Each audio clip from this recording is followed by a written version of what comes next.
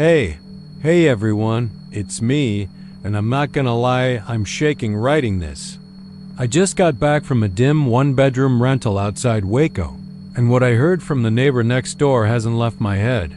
Tonight I'm sharing 20 bone-chilling, true-style girlfriend horror stories that happened right here in Texas, accounts from people who fell in love, moved in, trusted the wrong smile, and then slowly realized there was something horrifying behind the girl they thought they knew. Some of them vanished, some of them changed, and some never stopped watching. I promise you, after hearing just one of these stories, you'll never look at a girlfriend the same way again.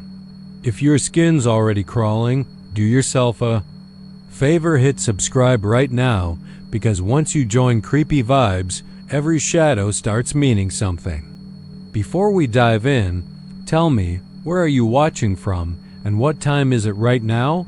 Drop it in the comments, because what you're about to hear might already be happening in your town. Let's get into it. It was one of those early spring nights in Laredo, the kind where the air still held a little chill from the desert wind, but the sky above was clear and swollen with stars. Bella's mom had agreed to host the sleepover, just a couple of close friends, nothing big, and everyone had dragged their sleeping bags and pillows into the den by 9 p.m. They'd eaten pizza, watched some bad horror movie on Netflix, and then started daring each other to do stupid stuff.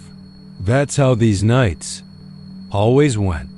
Laughter loud enough to wake the neighbors, soda spilled on the rug, someone inevitably crying from laughter or embarrassment. There were 5 girls in total. Bella, naturally, since it was her house. Marissa, who was always a little too serious, but always showed up.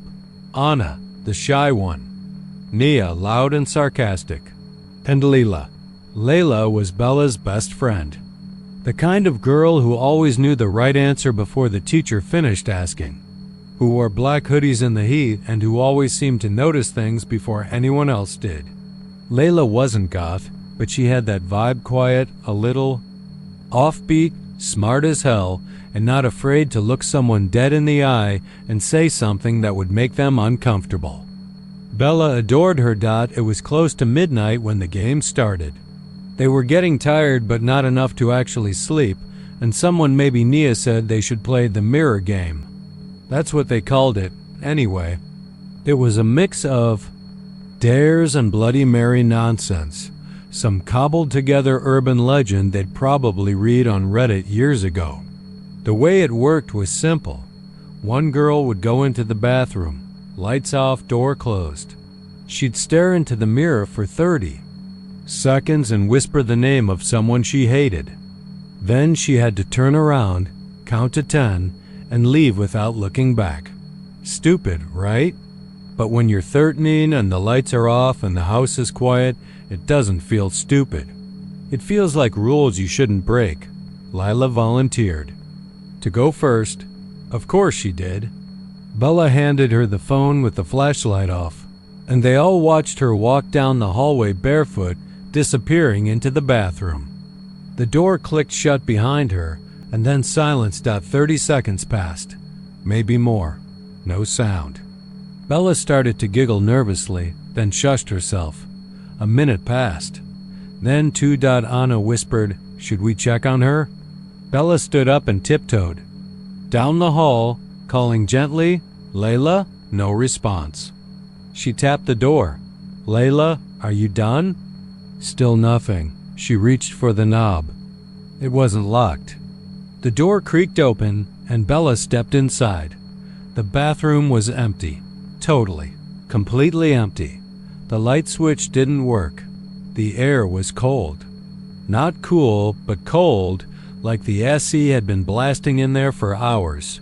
Her breath fogged. Bella froze for a moment, taking it all in, the stillness, the mirror, the floor. No Layla, not behind the shower curtain, not curled behind the toilet, but the mirror. The mirror still held something. Bella stepped forward slowly. Her own reflection stared back at her, pale, eyes wide, hair a little frizzy from the night. But just behind her, only in the reflection, was Layla, not moving, not blinking, just standing there, like she'd always been there, like she was stitched into the reflection. Bella spun around. No one was behind her. She turned back. The mirror was empty now. Only her face again. But for 1 second, 1 heartbeat, she swore. She saw Layla's eyes blink. She ran screaming. The others came rushing down the hall. But by the time they reached the bathroom, Bella was curled up on the tile, sobbing and shaking. They flipped a light on. It worked fine now and saw nothing. No signs of Layla. No signs of anything. The mirror was just a mirror again. They called her name. They checked every room. They looked in the backyard, under the beds, even the roof.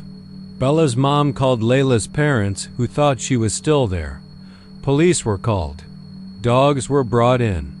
But there was no trace. No one believed Bella's story about the mirror, about the reflection, about Layla blinking after.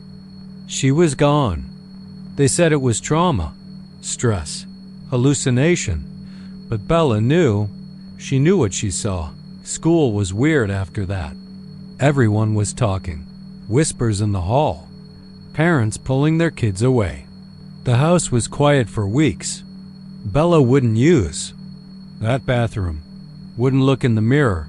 Her mom covered it with a blanket and eventually replaced it altogether, but the new mirror didn't help, because sometimes, just sometimes, when Bella walked past with her head turned down, she'd see a shape in the corner of her eye, just standing there, still, watching, like a girl in a black hoodie who blinked 1 second too late. The weirdest part? A few weeks later, Bella's mom went through the pictures on her phone from that night. One of them, taken when they were all laughing on the floor, caught something in the background. Reflected in the hallway mirror. It was Layla, standing in the bathroom doorway, staring at them. Only she hadn't come out yet when that photo was taken, and no one remembered her ever posing for that shot. Bella deleted it. But the next morning, it was back. Same photo, same girl, same stare. And this time, the image wasn't just in the phone. It was in every mirror in the house. The first time Travis brought Lila home, something in the air changed. Not immediately, not in some firework burst way. No, it was quieter than that.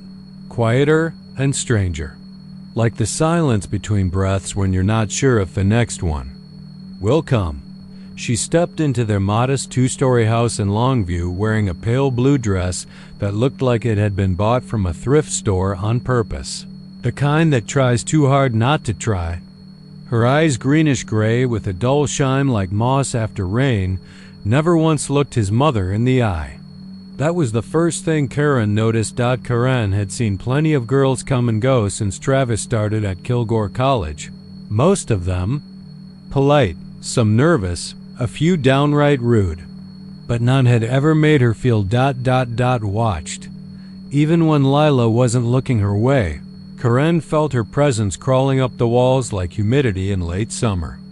Something clung to the girl's shadow that didn't belong. Their dog, Buddy, a chubby mutt who followed Karen like a shadow and slept at her feet every night, had growled the moment Lila walked in. Not the curious grumble he sometimes let out at delivery men. This was teeth-bared, low-throat, warning growl kind of stuff. Travis had laughed it off, embarrassed, tugged Buddy back by the collar. "He's never done that before," Karen had said, frowning. "Guess he's just jealous." Lila replied, her voice syrupy sweet but colder than a January front. "Some dogs don't know their place." Buddy disappeared 3 days later. Karen searched the neighborhood, posted flyers, checked the shelters, even drove out to the edge of town where the pine woods began, calling his name until her voice cracked. But there was nothing, just trees and silence. Travis seemed concerned but distracted. Lila was always over now, always barefoot for some reason. walking around like she owned the house, brushing past Karen with that unsettling stillness. She never made noise when she moved. Then the smell started. It crept in from nowhere. Not rot, exactly not garbage or food gone bad. It was richer, wetter, like someone had dumped a shovel of fresh soil into the air vents. At first, Karen thought, something had died in the attic, maybe a raccoon or a squirrel. She asked Travis to help her look, but he brushed her off. "I think you're just stressed about Buddy," he said. "I'll check later." Later never came. He stopped sleeping at home altogether, started spending nights at Lila's place. Though Karen was never quite sure where Lila's place actually was, he wouldn't say. Just smiled in that half-lost way kids smile when they're under the spell of something older than they understand. Karen started hearing her name at night. Not loud, not clear, but whispered soft and slow, dragged through the attic vents, like breath caught on cobwebs. Karen. It came once or twice a night at first, always when she was half awake, doubting herself, but it grew bolder. She began waking with a jolt, drenched in sweat, the whisper looping in her ear like it had been there for hours. She stopped going upstairs. She stopped opening the hall closet near the vent. She started sleeping with the light on. One night, she broke. Travis was home for the first time in a week. They were eating dinner: Karen's baked chicken, mashed potatoes, and green beans. Lila was there, of course, sitting prim as a porcelain doll, not touching her food, watching Karen with those hollow forest eyes. Karen set her fork down. "Why don't you like me?" she asked Lila directly. Travis looked up, surprised. "Mom, no." Let her answer. "I want to know." Lila smiled slowly, the kind of smile that makes you lean back without knowing why. "It's not that I don't like you, Mrs. Jameson," she said. "It's just that I know what you are." The room dropped 10 degrees. Karen couldn't breathe. "What I am?" "You're in the way," Lila whispered. "You always were." Karen stood. "I think it's time you left." But Lila didn't move. Her smile widened. Travis didn't defend his mother. He stood with Lila and left without another word. That night, Karen finally called someone, Pastor Willis from the little Methodist church 3 blocks down. She wasn't sure what she believed in anymore, but she knew something had rotted in her house, and it wasn't just the missing dog or the girl with dirt under her nails who never blinked enough. Pastor Willis came the next morning, bringing his old Bible and a mason jar of oil he claimed had been blessed in Jerusalem. Karen took him upstairs, where the smell was thickest, near the attic door. He cracked it open and nearly gagged. "There's something buried up there," he said, voice shaking. "It ain't animal." They found the crawl space behind the insulation. Inside, packed into a box of dry, crumbling dirt, were bones. Dog. Bones. A collar that read Buddy. And something else, something that made Pastor Willis pale and begin praying in tongues. A small doll, hand-stitched, wrapped in a strip of Karen's bedsheet, and a lock of Karen's graying hair. He burned it all in a fire pit out back, chanting, sweating, muttering verses under his breath. Karen watched in silence, shaking. When the doll caught flame, she felt something scream, not in her ears, but deep in her bones. That night, the whispering stopped. Travis didn't return for 3 weeks. When he did, he was alone, thinner, hollow-eyed. "She's gone," he said, voice barely more than breath. "I don't know where she went. She left in the middle of the night and didn't take anything, not even her phone." Karen didn't say anything. She just nodded and set down a plate of food for him, though she knew he wouldn't eat. The soil smell never fully left the house. Sometimes, on humid mornings, it crept back into the walls, no matter how much bleach Karen used. Travis moved out 6 months later. Karen never asked him about Lila again, but every so often, on long quiet nights, when the wind pushes just right through the attic vent, Karen hears something. Not her name, not anymore, but a low growl. And when she closes her eyes, she swears. She feels warm fur brush against her ankle, like something's come back. Watching. Waiting. Just in case she forgets. He never remembered the exact day he met her. It was like she just appeared, an ordinary girl in an ordinary place, standing at the back of the classroom like she'd always belonged. Her name was Rebecca, spelled with a K and not a C. She corrected him when he first asked, and her voice had the flat, sand-swept tone of South Texas, but with something softer beneath it. It was the way she looked at him that made her different. She didn't blink much. Didn't smile right, either. He chalked it up to nerves or trauma. Everyone's carrying something these days. Elias was 23 when he moved back to Brownsville, renting a low-slung house on Boca Chica Boulevard, 2 bedrooms, termites in the walls, and an air conditioning unit that only worked when you banged it hard enough. He was substitute teaching at the middle school on FM 802, trying to get back on his feet after a bad stretch in Houston. Drugs. A girl who burned his passport in front of his face. Things you don't come back from easily. But Rebecca made it easier.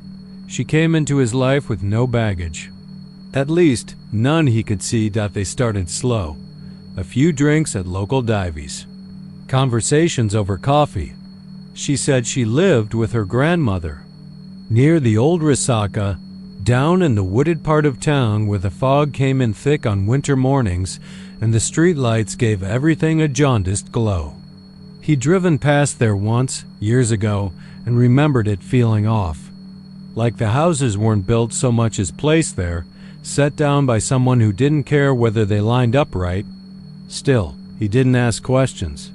She came to him every weekend like clockwork, quiet, affectionate, strange in ways that didn't seem dangerous until later.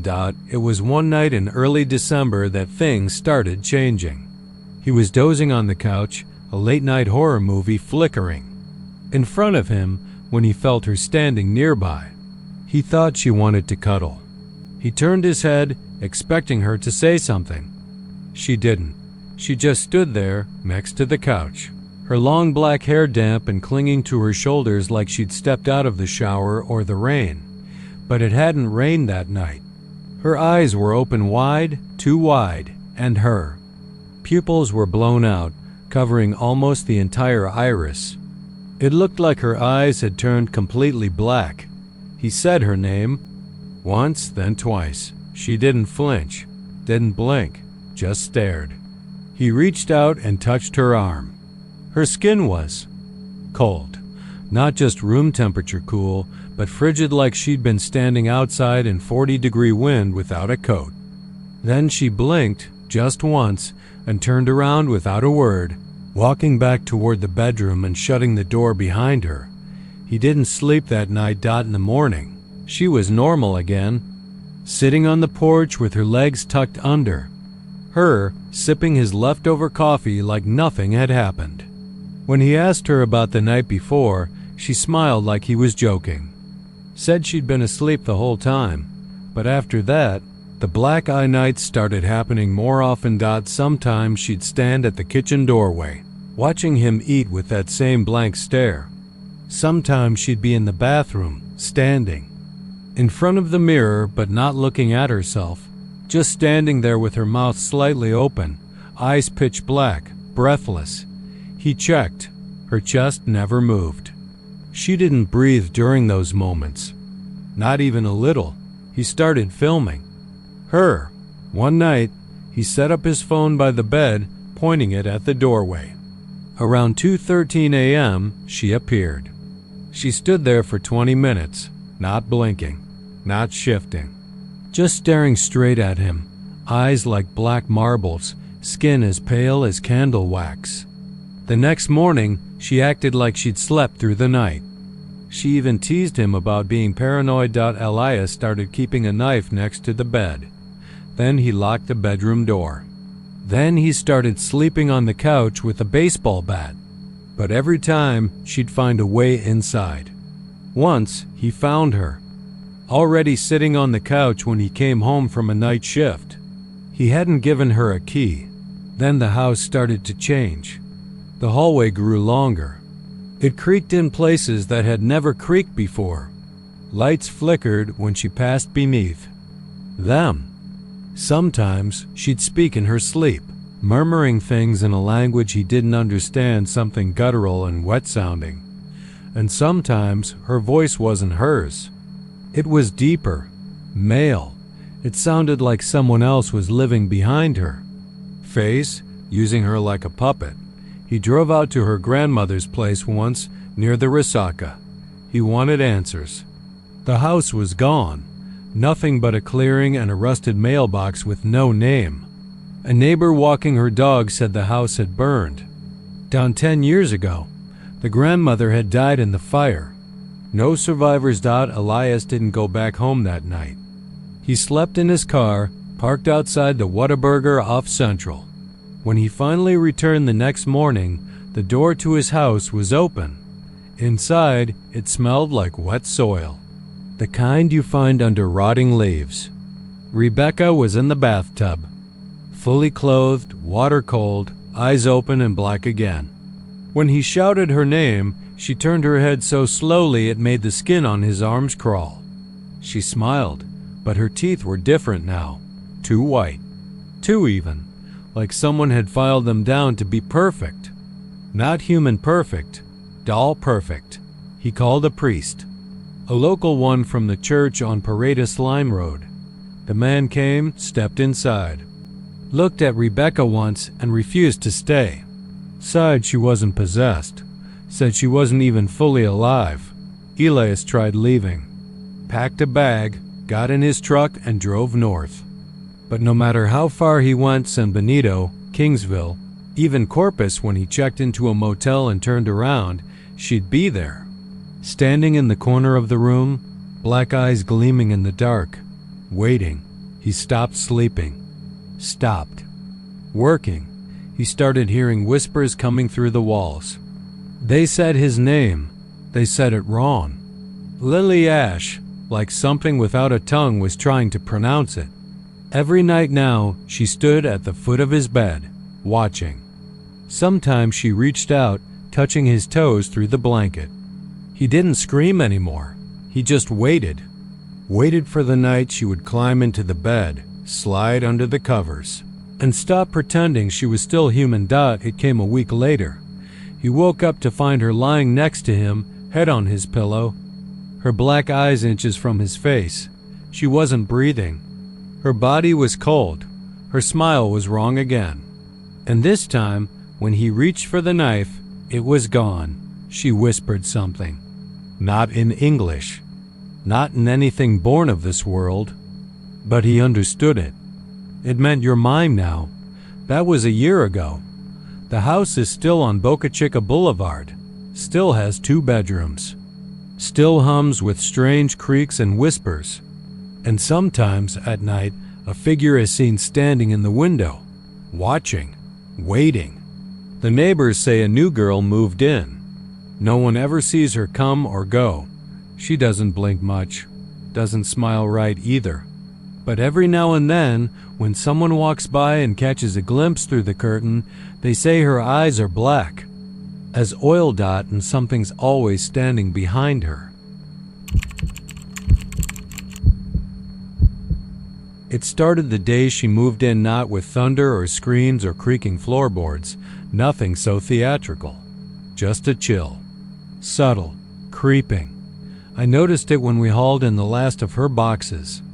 I remember standing by the kitchen sink, looking out the window while she unpacked in the bedroom and feeling that faint thread of cold air drifting across my ankles. The window wasn't open. Nothing was. The vents didn't hum. Still, it felt like something had slithered in with her, wrapped in the folds of her scarves and sweaters, coiled up beneath her pillows. We'd been dating for 9 months before she moved in. Her name was Lacey. Lacey with the heavy black hair and a laugh that started soft but exploded into something raw. She didn't have a lot of family, said her mom passed when she was young. Never knew her dad, bounced through the system until she aged out. She wasn't big on talking about the past. I figured we all had ghosts, and some people didn't like holding seances over dinner.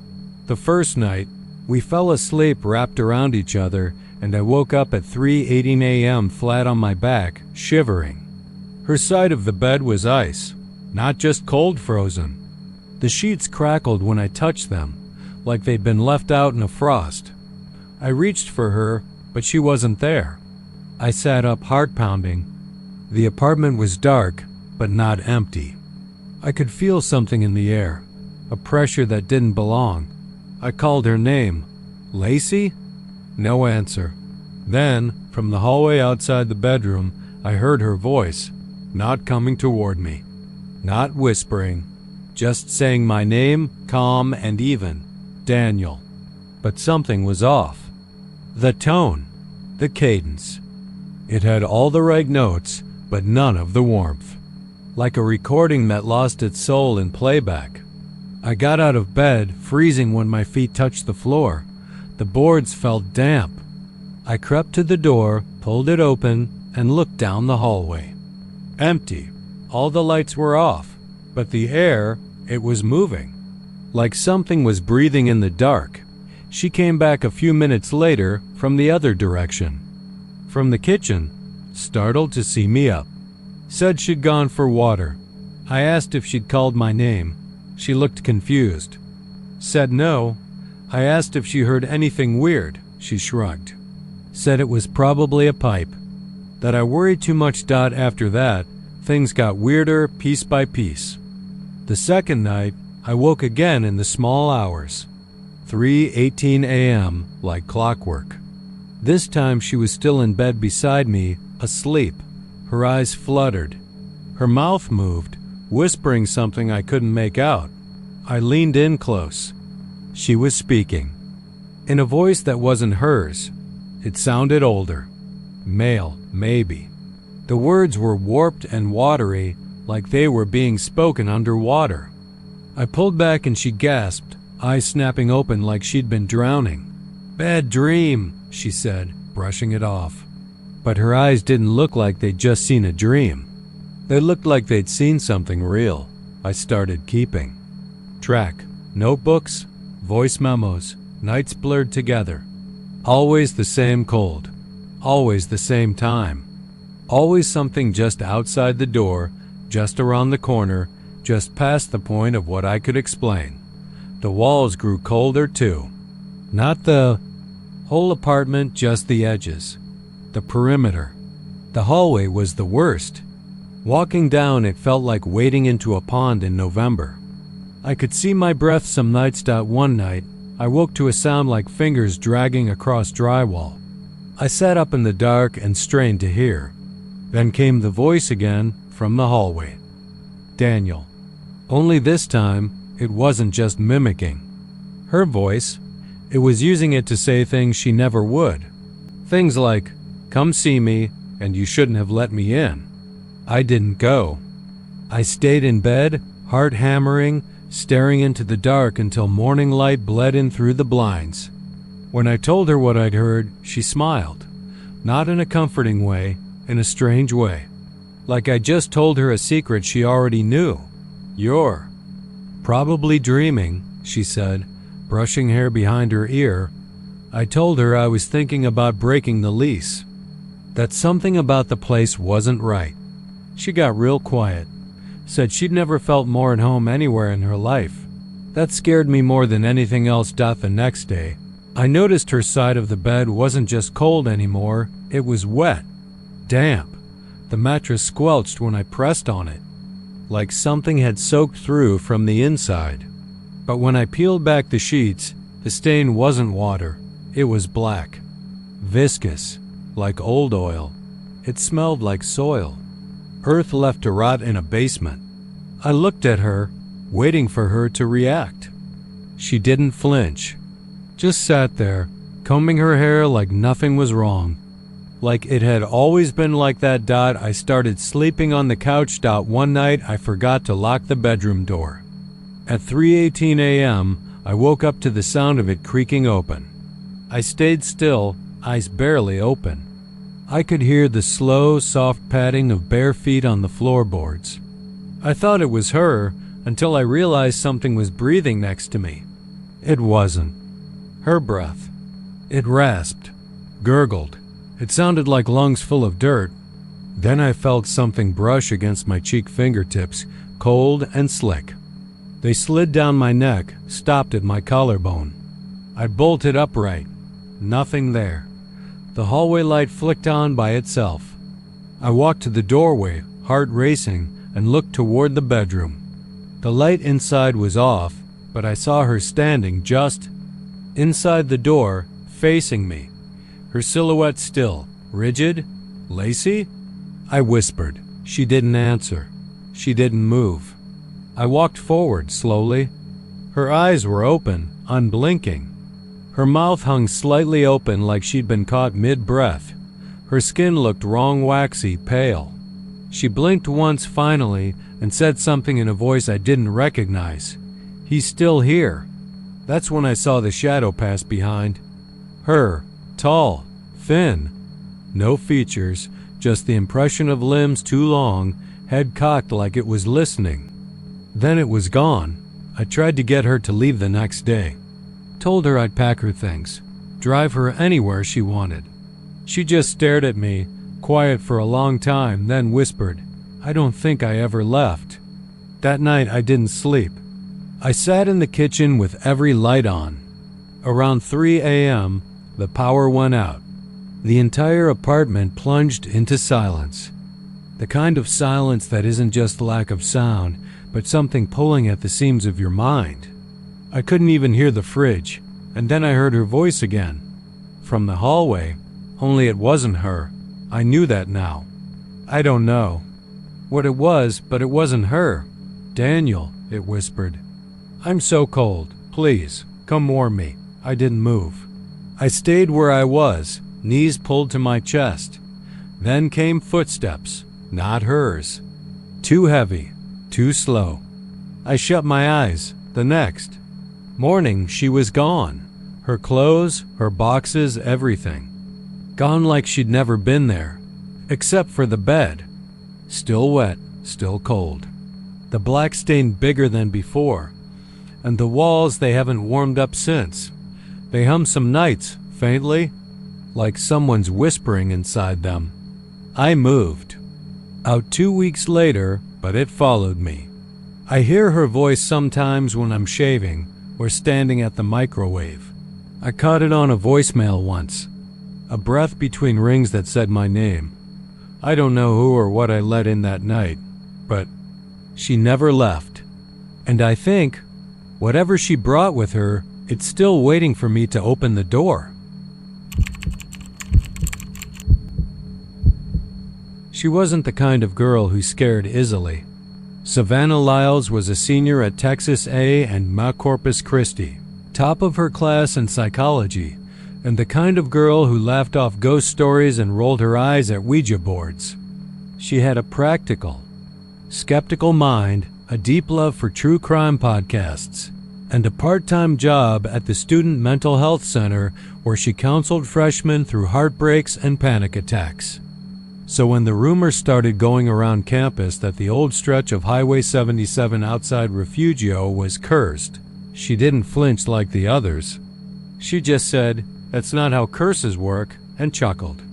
The road, as she understood it, was simply a forgotten back route, pothole ridden and poorly lit, used mostly by locals who knew better than to speed through it after dark. It wasn't magic. It was just neglected infrastructure. But that Friday night, just after 11:15 p.m., Savannah turned down that very stretch of highway.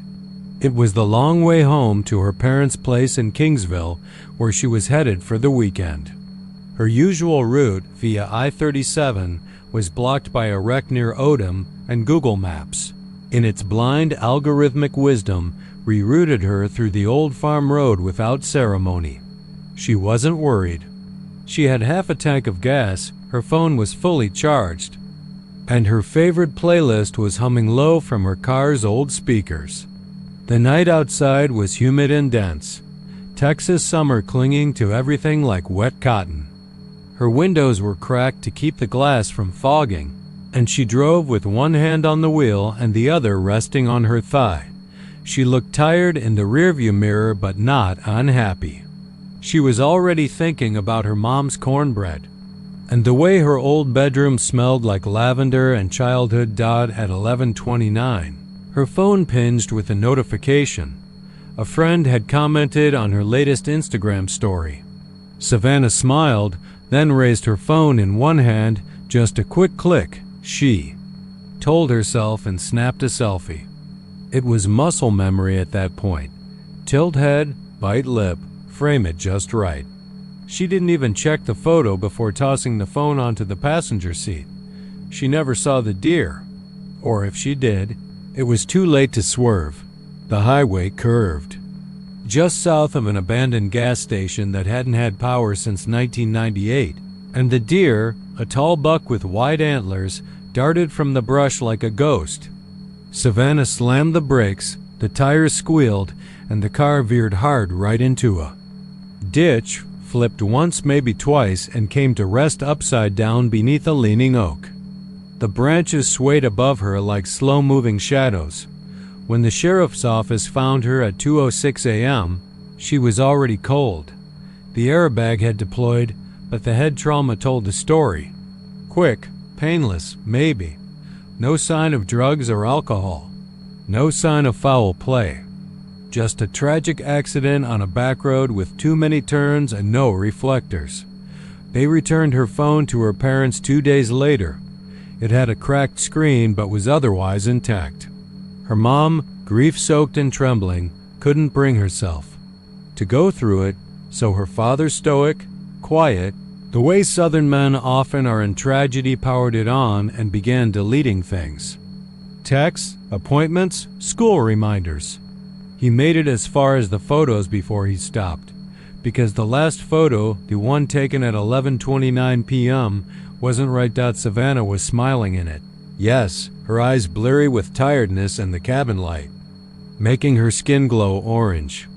But behind her, in the back seat where no one had been, someone was sitting, not a blur, not a trick of the light, a person, a woman. Her face was wrong. That was the first thing her father noticed. Too pale, like paper, soaked in milk. Her eyes were black, not dark, not brown, but pure, ink-dipped black, like the kind of absence you only see in things that shouldn't exist. And she was smiling, wide enough to make her cheeks fold up, her teeth long and too perfect, like porcelain veneers sculpted by a lunatic. She sat unnaturally still. Her arms were resting on her knees, her neck slightly tilted, as if she'd been waiting for the photo, as if she knew it was coming. He dropped the phone. The sheriff, when called, tried to explain it away. Maybe someone photoshopped it, he said. Could have been a prank.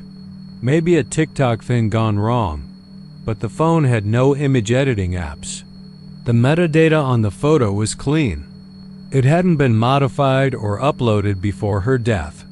And besides, Savannah had been alone. Her GPS logs showed she hadn't stopped for more than 6 seconds since leaving campus. 3 days later, the medical examiner requested an addendum on the report. Something odd had come up in the autopsy photos. Scratches, small, horizontal scratches along her upper arm, not deep but deliberate, like something had grabbed her with nails instead of fingers, and a residue under her nails.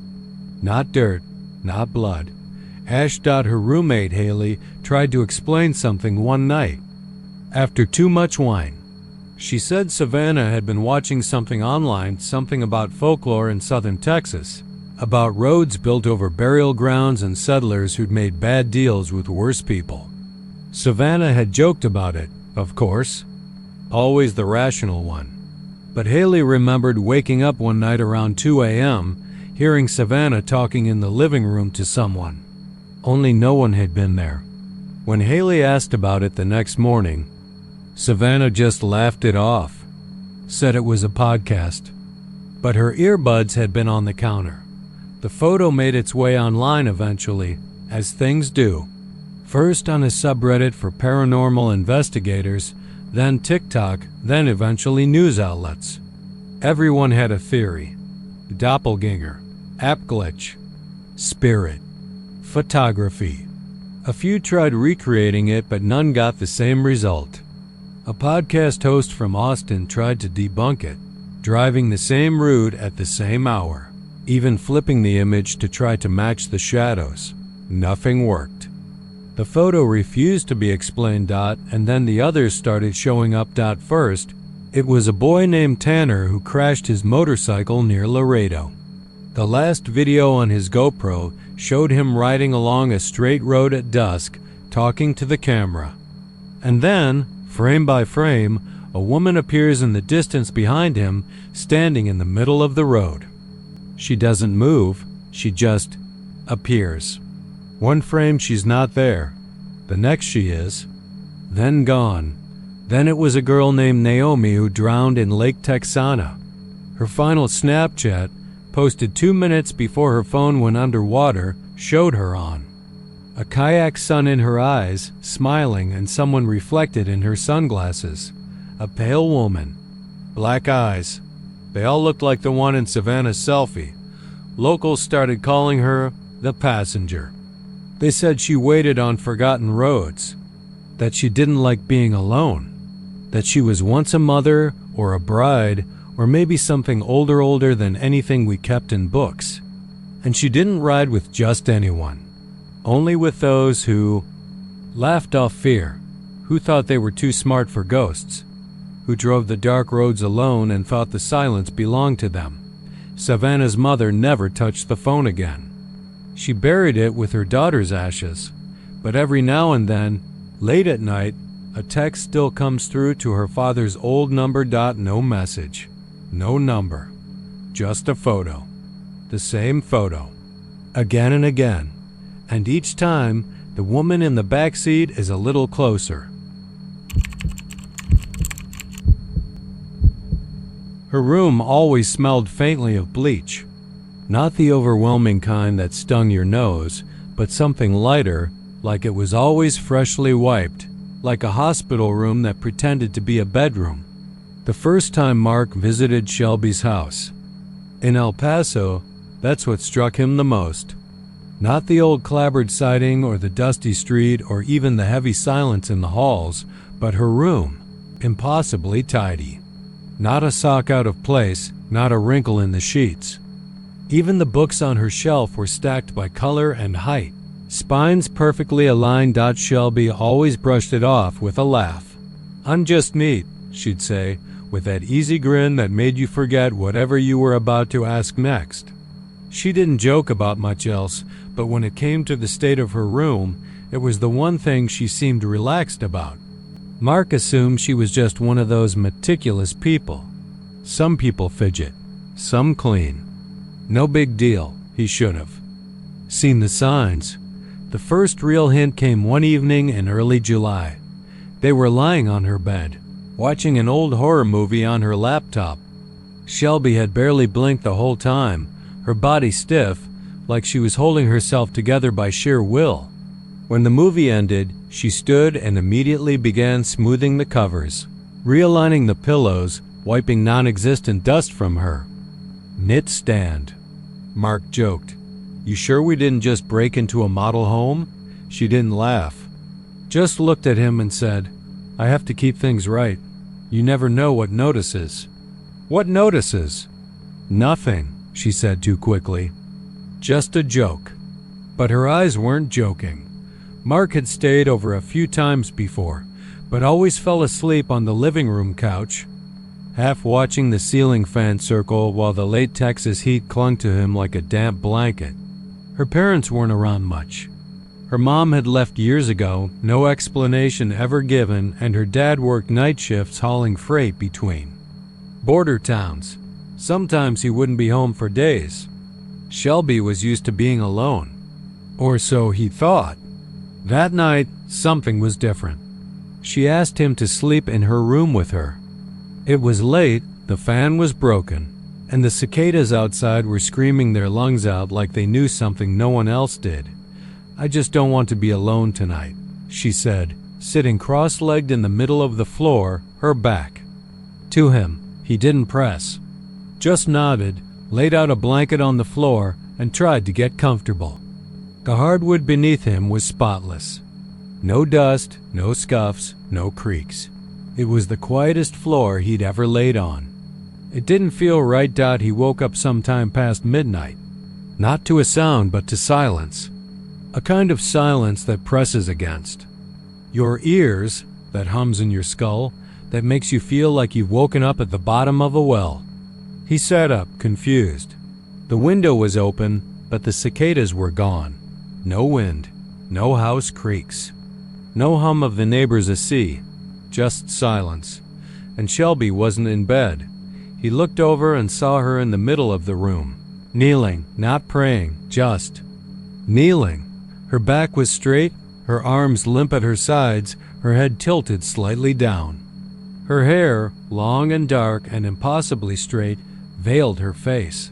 "Shelby?" He whispered. She didn't move. He stood, padded slowly across the room. "Hey, you okay?" Still no answer. He was almost to her when she whispered it, his name, Mark. It was soft, drawn out, like she was trying to taste the sound of it. Then again, Mark. And again. He crouched beside her, now more unsettled than worried. "Shelby, what are you doing?" Still no answer, just his name over and over, whispered like a chant, like a prayer. Her lips barely moved, but her voice was crystal clear. Reached out and touched her shoulder. Her eyes snapped open. They were pitch black, not like someone with dark eyes. Not like someone with dilated pupils. Black, like burned holes in a photograph. She didn't scream. She didn't flinch. She smiled. But it wasn't Shelby's smile. It was too wide, too smooth, too cold. A perfect plastic curve that never reached her cheeks. Then she collapsed forward, limp, like someone had yanked the plug on her. Mark jumped back. "Shelby?" She stirred, groaning, like she'd just woken from a long nap. She looked up at him, eyes now normal, blinking like she was trying to remember where she was. "What happened?" she asked, rubbing her head. You were kneeling, saying my name, your eyes." She looked at him, puzzled. "No, I wasn't. Yes, I woke up." "You were. Something's wrong, Shelby." She stood slowly, still groggy. "I must have been sleepwalking. You've done this before?" She hesitated. Not like that. He didn't sleep the rest of the night. Neither did she. They didn't talk about it again. But over the next few weeks, the strange things kept happening. Lights flickering only in her room. Her mirror fogging up even when there was no steam. Once, he saw writing in the condensation, his name again, drawn in a delicate, looping hand. The scariest part?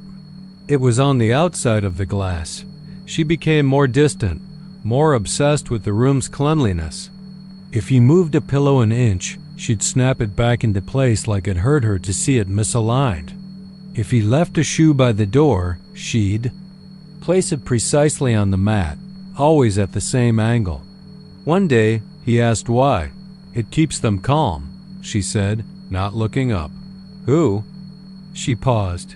"You wouldn't believe me." He didn't press. But he started researching. Talking to a local librarian, an older woman named Mrs. Contreras who remembered the neighborhood from back when most of it was open desert. She said Shelby's house used to belong to a woman named Ramona Herrera, a widow with no children who took in troubled foster kids. At least 6 over 10 years. One night, neighbors said they heard screaming. By the time the sheriff arrived, the house was empty. The kitchen was spotless, the floor scrubbed clean, no blood, no signs of struggle. Just 6 empty beds and 1 rocking chair that wouldn't stop rocking. No one ever saw Ramona again. When Mark told Shelby what he'd learned, she turned pale. "I know," she whispered. "I've seen them. At night." "Seen what?" "They want everything in order. It's the only thing that calms them. If the room's not perfect..." She trailed off. "What happens if it's not perfect, Shelby?" She looked at him with hollow eyes. "They move things. Then they move you." He left that night. Couldn't sleep, couldn't eat, couldn't stop hearing her voice whispering his name. A few days passed. He texted. She didn't answer. Called. No reply. Finally, he went back. The front door was open. Her dad's truck. Wasn't there? Inside. The house was quiet. Too quiet. Her room was open. The bed was made. The floors polished. Her bookshelf perfect. And she was kneeling in the center of the room again, not moving. Eyes closed. Whispering. But this time, it wasn't his name. It was someone else's. He stepped back. The door creaked. Her head jerked toward him. Eyes still. Close. She smiled.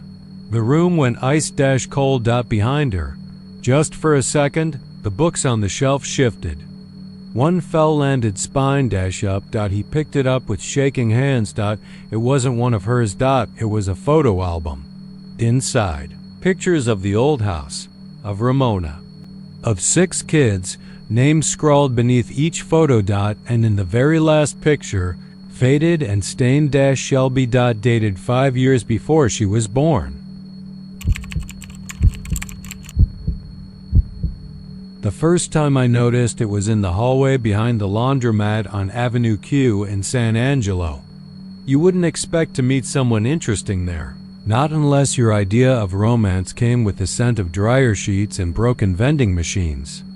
But she was leaning against the wall by the flickering Coke machine, one foot resting against the concrete, watching the spin cycles like she was waiting for her whole life to come out warm and folded. She was tall, barefoot, in a thin blue sundress that clung to her like a second skin in the late July humidity. Her hair looked damp, like she'd just stepped out of the shower, and her eyes were the kind that don't flinch when you stare too long. She turned to me slowly, and I remember the way my stomach dropped, not like fear, not yet, but the kind of uneasy curiosity that creeps in when something doesn't feel quite right. "You got a quarter?" she asked. Her voice was calm, smooth like cool water in a cracked glass. I handed her one without thinking. She pressed it into the soda machine button with a strange kind of reverence. When nothing came out, she just smiled like she'd expected. "That all along, I'm Lily," she said, like the flower. We started seeing each other after that. I'd just gotten out of a rough patch with someone mean and fast, and Lily was quiet and slow. The kind of slow that makes you feel like time has decided to finally sit down and catch its breath. She never talked about her past, just asked a lot of questions about mine. She'd listen with this eerie attentiveness, eyes wide, head tilted slightly. But what I remember most, what I kept noticing and tried not to think about, was the smell. Her skin smelled like wet iron. At first, I thought it was the heat playing tricks on me, or maybe something in the water at her place. I asked about it. Once while we were lying on the floor of my apartment, the fan groaning above us. "It's my perfume," she whispered, eyes closed. "Called Rusted Roses. You like it?" I didn't, but I said I did. Her touch was cold, even in the Texas summer, and it lingered on my skin like static. Whenever she kissed me, I got this sharp metallic taste in the back of my throat, like biting a battery. But I told myself weird was better than cruel. And besides, I liked the way she moved, like her body wasn't entirely on this side of the world, like she had one foot somewhere else. She didn't like mirrors. Every time she came over, she'd drape towels or sheets over them, muttering something about the other side looking back. She'd do it fast and focused, like it was urgent. She also never stayed the full night. said she didn't sleep well indoors. I figured maybe she had some trauma, something she couldn't put into words yet. But one night I got bold, asked where she went when she left at 3 a.m. out back, she said. Where it's softer. I laughed, but she didn't. Sometimes I'd wake up with my ears ringing. Once I found a smear of red on my bathtub rim as if something had been bleeding. Slowly while resting there. I didn't ask. I didn't want to. And that made me feel ashamed, like I was pretending not to notice something broken because I was scared of being alone again. Then came the morning after that storm, the one that knocked out power across half of San Angelo. Trees had snapped like bones. The river had flooded parts of Conco Avenue. I couldn't reach her. Her number just rang and rang, and when I drove out toward the direction she'd once vaguely pointed to as home, all I found was a collapsed shack by the pecan orchard west of Paint Rock Road. The roof had caved in. Mud covered everything, and the smell of rot was thick and clinging. I called it in. Sheriff came, muttered about vagrants and meth heads. Said the place had been empty for years. But when they pulled the wet boards away from what had once been the bedroom, they found a body in the floorboards. Half sunken, bloated, teeth like cracked porcelain, dressed in a tattered blue sundress. But here's the thing, they said the body had been dead for over 6 months. I told them that couldn't be, that I'd been seeing her, touching her, talking to her. The coroner gave me this look, half pity, half fear, and said her skin smelled like blood. Old, wet blood, not perfume. You need to let this go, son. I didn't. I couldn't. Not after I started dreaming about her again. In the dreams, she's standing in the river under the bridge at dusk. Her skin's glistening, dripping like. It's not skin at all. She reaches up with fingers too long and whispers my name the same way she did that night in the laundromat. Only now her voice isn't water. It's metal dragging across a sink. I moved out of San Angelo after that. Sold most of my things. But I've seen her 3 more times. Once at a truck stop near Abilene, walking barefoot toward the pumps. Once in a rest area bathroom near Odessa, where the mirror had a single perfect handprint on the glass even though I was alone. And once, just once, I heard her voice come out of the static on my motel TV while I sat awake at 2 a.m. trying not to think about her. You like the smell, she said. You said you liked the smell.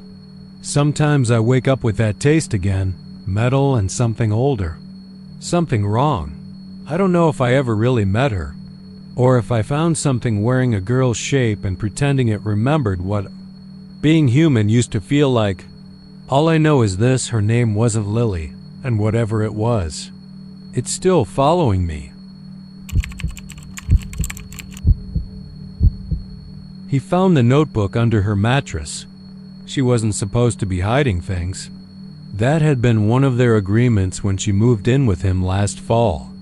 No secrets, he'd said, over a dinner of lasagna and warm wine back when things still felt like they made sense. We've both had enough of those. She nodded back then, too quickly, as if she were agreeing to something she didn't fully understand or maybe had no intention of following. The notebook was old. Not weathered or antique, but used. Worn in the way a cheap spiral bound might get if someone poured hours into it daily.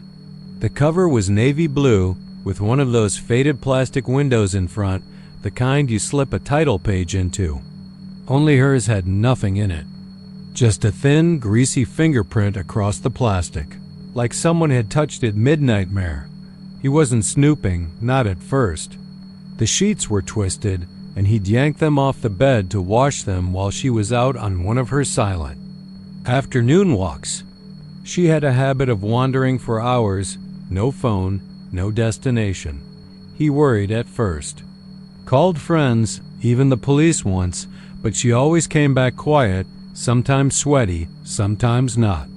Sometimes with a strange red smear on her jeans that she claimed was clay from the riverbed. That day, He lifted the mattress to tug the fitted sheet free and saw the blue edge poking out, just a bit, like it wanted to be found, like it had been placed there for him.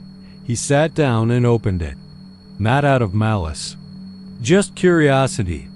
The first page made no sense. It was filled with jagged lines, sharp angles, and looping curls that seemed to twist away from one another like they were afraid of contact. No spacing, no grammar, just rows and rows of what looked like letters, from some language that had never existed. Some of the characters looked like a child's drawing of trees. Others resembled broken musical notes. A few seemed to shift, even as he stared at them, not visibly, but conceptually. The way a dream changes shape in your memory, even as you're trying to remember it. He smiled and shook his head. "Jesus, Ava," he muttered aloud. "What the hell is this?" She wasn't into fantasy novels. She hated Dungeons and Dragons. She once called Lord of the Rings nerd garbage. So why the hell was she scribbling runes like some Tolkien-obsessed teen? He flipped through the pages. The writing changed slightly from section to section, like it evolved, became smoother, more confident, less hesitant, as if she'd learned it slowly and then fluently. There were no sketches, no translation key, just line after line of symbols that pulsed with something deeper than language. Then he found the page with the date. It was toward the middle. No heading, no greeting. Just 3 symbols, underlined and circled, and beneath them his name, Mark. Not in her usual neat, slanted handwriting. This one looked like it had been written by someone else entirely. Jagged, crooked, like the pen had been held too tightly. He closed the book, put it back exactly where he found it, and washed the sheets in silence. That night, he didn't sleep. Well, at first, he chalked it up to guilt. He shouldn't have looked. He didn't believe in boundaries much, but still some things aren't meant to be touched. But guilt didn't explain the dream, or the next one, or the ones that followed. The first dream was nothing, just black space and the faint sound of scratching, like a pencil dragging across rough paper. He woke up sweaty, with the taste of iron on his tongue. But the next night, he was standing in a forest. He didn't recognize the trees. They weren't pine or oak or anything local. The bark was pale, the leaves brittle and dark like burnt paper, and the sky above was colorless. Not gray, just empty. In the dream, he looked down and saw a piece of paper in his hand. It was covered in the symbols from Ava's notebook. He didn't remember learning what they meant. He just knew. He read the page aloud. The trees began to bend. When he told Ava about the dream the next morning, she went completely still. She didn't smile, didn't blink, just stared at him for a full 30 seconds. Then, in a voice so quiet it barely existed, she asked, "Did you say it out loud, in the dream?" He nodded, trying to smile it off. "Yeah, just nonsense, though. You've been teaching me sleep Latin or something?" She stood, walked to the kitchen, and didn't speak to him for 3 days. The dreams didn't stop. They deepened. In the third dream, the paper was gone, but the forest remained. Something had carved symbols into the trunks of the trees. He tried not to read them, but it didn't matter. They pulsed under his eyes, seeping into his brain like heat. He felt something watching him. That morning, the air in their apartment felt heavier, like the walls had soaked in moisture. Ava was gone, her side of the bed untouched. On the table was a note, written in English this time. "Don't open the notebook again, please." He didn't listen. When he lifted the mattress again, the notebook wasn't there. It was on the table. Open to a blank page. He didn't remember moving it. The next night, he couldn't sleep. The dreams came while he was still awake. He'd blink and find himself back in that forest, standing ankle-deep in dry black leaves. He'd hear a whisper behind him, a wordless chant in a voice that belonged to no one. He saw Ava there once. Not in person. In a reflection, he passed a pool of still water, and there she was kneeling at the edge, mouth moving, eyes black and wide. Her reflection looked up and saw him, even though she wasn't looking. Her lips stopped moving. The trees fell silent. And then, in that strange language, her reflection said one word. He woke up with his ears bleeding. After that, reality became inconsistent. The hallway to their bedroom grew longer. Sometimes he'd walk it and realize it was taking him nearly a full minute. He counted the steps. 17 going in. 34 coming out. The mirrors in the apartment no longer showed him blinking. His phone started typing words when he wasn't touching it, mostly gibberish. But once it typed, you read it aloud. Ava didn't come back. Not really. He heard her. Sometimes, in the bathroom, behind the closet door, humming that off-key melody she used to sing while making coffee. But she never entered the room. Never answered when he called until the night he found the notebook in the bathtub. Soaked. Pages. Ruined. Only the last page remained legible. It had a single sentence in that same twisted alphabet. He read it, not on purpose. His eyes just understood. That's when the walls began to bleed. Not red, not blood. Ink. Dark, pulsing symbols began to slide across every surface, slowly at first, then faster. They covered the ceiling, the bed, even his skin. He watched in the mirror as the letters etched into his face, curling over his forehead, sliding into his eyes. And then he understood. It wasn't a language at all. It was a door. And he had spoken the key. Now, something was coming through. It had Ava's shape, but not her eyes, not her breath. It moved like smoke and teeth and old paper.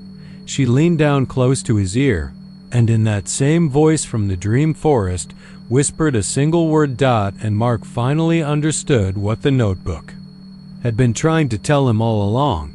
She hadn't written a language. The language had written her. Her grandmother's house in Denton stood at the end of a street so old the pavement had split and bent from decades of neglect.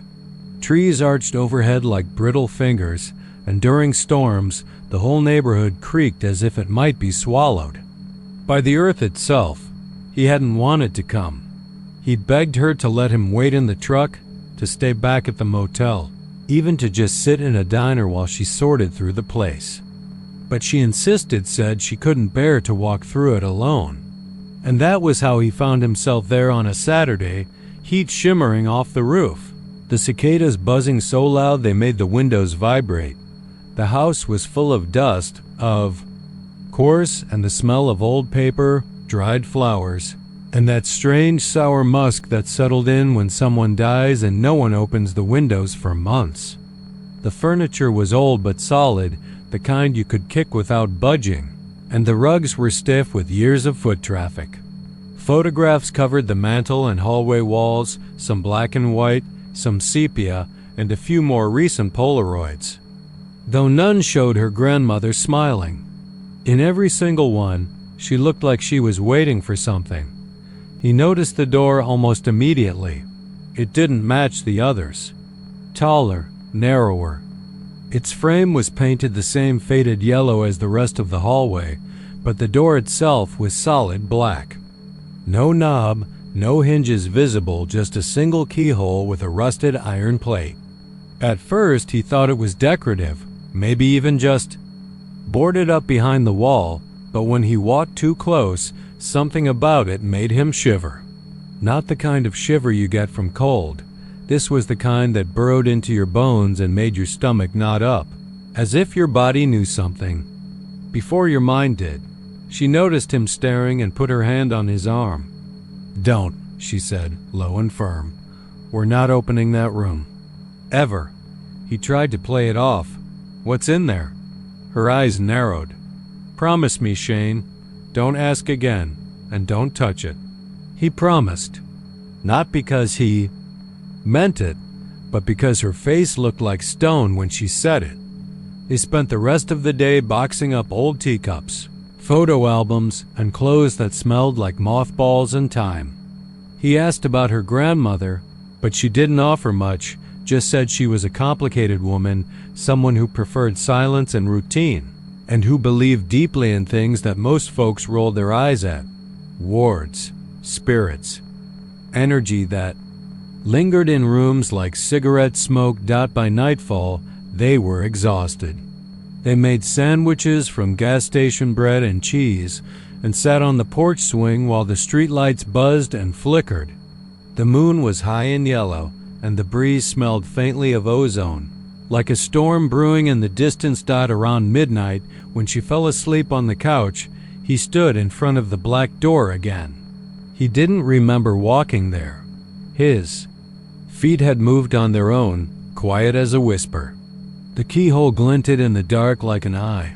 He told himself it was just a room, maybe a closet, maybe her grandmother's private space for grieving or praying or hiding valuables. Nothing to be afraid of, nothing that could hurt him. But the closer he leaned, the louder the air seemed to hum. That was when he saw the key. It wasn't in a drawer or on a ring. It was on the floor, beneath a warped floorboard in the hallway, as if the house had given it to him, offered it. He hesitated. Then he picked it up. The metal was cold and damp, like it had been sitting in the bottom of a lake. He turned it in his hand once, twice, and it clicked into place with a sound so soft it barely registered. The door didn't swing open. It slid, slow and heavy, like stone grinding against stone. The smell hit him first. Rot. Not like garbage or spoiled meat, but deep rot. Wet wood, mold, something curdled and ancient. His throat closed up, and he had to cover his mouth with his shirt. He took one step inside. The light didn't follow him. Not from the hallway, not from the moon outside. The room swallowed it whole. But there was something there. Shapes? Shelves? No cages. Lining the walls, made of rusted wire and dark wood. And in each one something moved, slowly. Something the size of a child, but not shaped like one. The whisper came next. Finally, it was soft like breath across his ear. He turned fast, but no one was behind him. Still, the voice was unmistakable female. Old, thick with hunger. "You opened it," it said. He backed up, heart pounding, mouth dry. Who's there?" The whisper came again from a different corner. "She said you would. She always knew." His heel caught on something and he stumbled. The floor was sticky, damp. He looked down. The wood wasn't wood. Not anymore. It pulsed slightly, like skin, like something alive. Something cold wrapped around his ankle. He screamed and kicked, scrambling backward, but the grip tightened sharp and slick like fingers stripped of skin. He reached for the door, but it was gone. Not closed. Gone. The wall was solid, smooth, no seam, no frame, just endless dark. The cages began to shake. The things inside them stirred. One cage opened. Then another.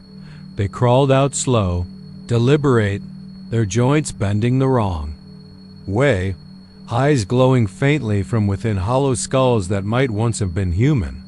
But they weren't now. Not anymore. He turned, tried to run, but the floor shifted beneath him like wet sand. And the door was nowhere, and the whisper followed him, louder now, giddy almost. "You're here to stay." The last thing he saw before something pulled him under was a picture frame on the wall. A black and white photo, grainy, scratched. His girlfriend as a child, standing in front of the house, smiling. Behind her, in the upstairs window, her grandmother, holding something in her hand. The same key. She woke up on the couch the next morning, the sun cutting through the blinds in long, clean beams. His spot was empty, his shoes gone. No note, no sound, She walked the hall once, paused at the black door. It was locked again. She didn't touch it, didn't speak. Just closed her eyes, pressed her fingers to the old wood, and whispered, "I told you not to." Then she turned away and never went near it again. But sometimes, on quiet nights, she hears him on the other side, knocking, whispering her name, and she never answers. She never told him why, not at first. The first few times he saw it happen, he chalked it up to trauma. Maybe she'd seen something terrible once, something that only the sinking sun reminded her of. Maybe it was war, a car accident, her parents arguing. The world slipping into dusk triggered something broken inside her, and the tears came unbidden, unstoppable, like a dam giving out. That's what he told himself the first few weeks after she moved in. She'd sit on their porch in Marfa, one leg pulled tight to her chest, the other foot tucked underneath, and she'd stay there, staring into the west like it owed her an apology. And then, just as the sun started pouring gold over the desert, she'd start to cry. Not little sniffles either. Deep, silent sobs that made her shoulders shudder and her throat tighten like she couldn't breathe. He stopped asking about it. After the second time, the first time, she'd said, "I don't know." The second, she just shook her head, buried her face in her knees. He knew she wasn't lying. He could feel it. She didn't know why she cried. And that made it worse. Somehow, he tried to distract her with music. She'd sit there crying, and he'd bring out the old Bluetooth speaker and play whatever she used to hum around the house. She never reacted. She didn't tell him to turn it off, but it was like she didn't hear it. She'd stare out past the yucca shrubs, the long flat line of the land glowing orange and red. And she'd weep until the last of the sun was gone and the blue of evening soaked everything. It was on the 13th day that he noticed something else. Her skin. It was red around the cheeks, not like a sunburn exactly. More like she'd been slapped hard on both sides of her face. He asked if she was wearing sunscreen. She nodded. He asked if she was allergic to anything. She said no. He even Googled rare desert allergies, pollen, animal dander, whatever might float through the air at dusk. Nothing made sense. He chalked it up to emotional stress, maybe some psychosomatic reaction. He wasn't a doctor, but something about it felt wrong. Not dangerous yet. Just wrong. It wasn't until the third week that it escalated. He was coming home from town, the sky already streaked in gold and purple, and he saw her from a distance, standing barefoot in the backyard. No porch chair, no music. Just standing there, arms limp at her sides, staring directly into the sunlight as it touched her face. He stopped the truck in the driveway, engine idling, and watched her for a second. Then he saw her flinch like something hit her. He killed the engine, ran up behind her, calling her name. She didn't answer. He circled around and grabbed her shoulders, and that's when he saw it. Her skin was splitting, not bleeding, not oozing, splitting. The way paint cracks when it dries on old wood. Thin fissures running down her forehead, her cheeks, the corners of her mouth. Like she was coming apart. And she was still crying, but not like before. This time she was making a sound, this horrible, thin wailing moan like something inside her was being carved away. He yanked her inside, closed all the curtains, turned off every light and rushed her into the bathroom. She couldn't speak. She just knelt beside the tub and rocked back and forth, rubbing her arms like she was cold, even though it was 92 degrees in the house. That night, after she fell asleep on the couch, he sat beside her and looked at her face under the soft yellow of the kitchen light. The cracks were gone. Her skin looked normal again, soft and smooth and pale, not a mark on her. If he hadn't seen it with his own eyes, he'd have sworn he'd imagined it. He didn't mention it the next day. Neither did she, but she didn't go outside. The next 3 days passed in a strange silence. She stopped humming around the house, stopped cooking, just moved from room to room, whispering to herself sometimes, rubbing her fingers like she was trying to remember a texture. He tried to talk to her about going to the doctor, maybe taking a trip to Austin for a full checkup, but she wouldn't go near the idea. She shook her head with this quiet desperation, like she was afraid of being seen. Or worse, being known. It was the 5th week when she started peeling. It happened in the shower. He heard her scream, a real scream, not a sob. He ran in, found her curled on the tile, steam rising all around her, and strips of her skin coming, often long, wet ribbons. She was crying and shaking, but she didn't seem in pain. That was the part that scared him most. Her voice didn't sound panicked. It sounded relieved, like something was being released, something heavy she'd carried for too long. He wrapped her in towels, helped her into bed, and watched her fall into the deepest sleep he'd ever seen. He wanted to take her to the hospital, but she wouldn't let him. She whispered something before she passed out, something that chilled him. "It's not mine." He didn't know what she meant. That night he sat outside alone as the sun went down. The air smelled different, like something rotten just under the surface of the dirt. The sky lit up gold and he felt it, not the warmth of it, but something else, a pressure on the chest, like grief. And he realized she wasn't just reacting to the light, she was connected to it. The way some people are connected to places, cursed by them, haunted by them. He started looking through her things. Old books, journals, any scrap of information. She didn't keep much. But he found a folder tucked into a suitcase under the bed. Old newspaper clippings.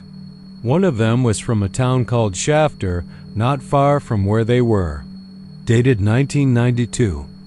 The headline read, "Missing Girl Found Wandering Desert, Can't Remember Name." The picture was grainy, black and white. A little girl wrapped in a blanket, staring into the camera like she wasn't quite real. He looked at the face for a long time. It was her. The article said the girl had been missing for 3 days during a family camping trip. When she was found, she didn't know her name, didn't speak. No parents ever came forward to claim her. No missing persons reports matched. After 6 months, she was placed in foster care under a new name. The girl in the photo had the same eyes. The next day, he confronted her. She didn't deny it. She just said, "I wasn't supposed to come back." That night, the sun hit her face again, and this time she didn't cry. She just stood there in the yard staring into the light and let the skin peel right off her like she was molting. It came off in sheets.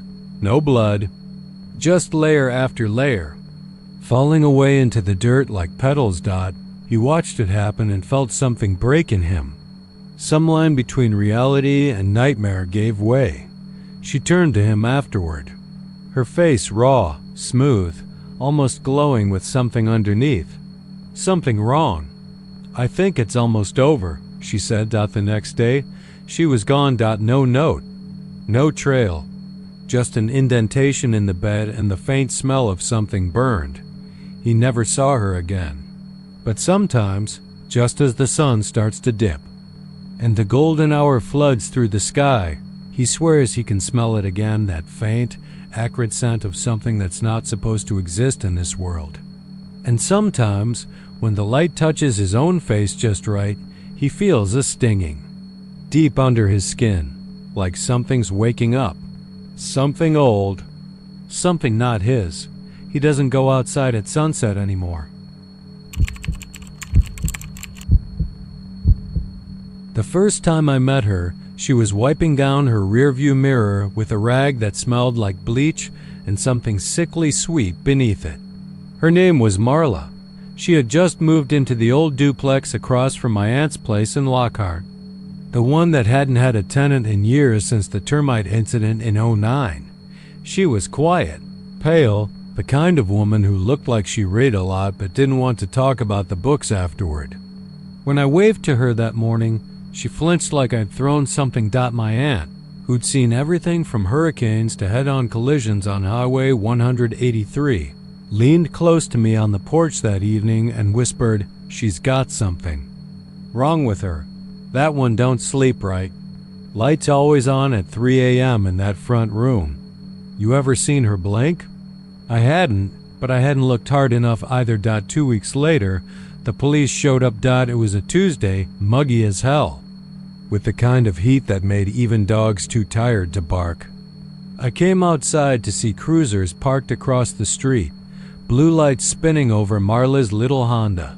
She sat on the curb, her head bowed low, her hands covered in blood. Not dripping, not fresh but dried, caked around the nails, deep in the creases like she'd been scrubbing something for a long, long time. The cops weren't cuffing her. They weren't yelling. They just looked confused. One officer even stood back a little, as if being too close to her made the hair on his neck stand up. She wasn't crying. She just stared into the open front door of her duplex. Her mouth moved every so often, like she was repeating something under her breath. I walked over and asked a bystander what happened. Found a body inside, male, cut up. Bathroom mirrors smashed all to hell, they said. She claims she didn't do it, says the mirror did. She didn't go to jail. Not then. Instead, she got taken to the county psych unit in San Marcos.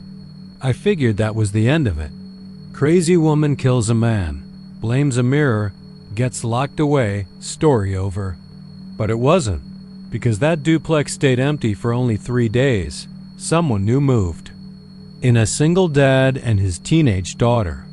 They didn't believe in ghosts or bad luck or cursed mirrors.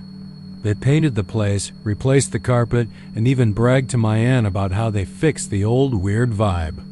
3 weeks later, the daughter ran out of the house in her pajamas, barefoot and screaming. Her father followed her a moment later, confused, bleeding from a gash above his eyebrow. He claimed she'd hit him with a lamp in the middle of the night.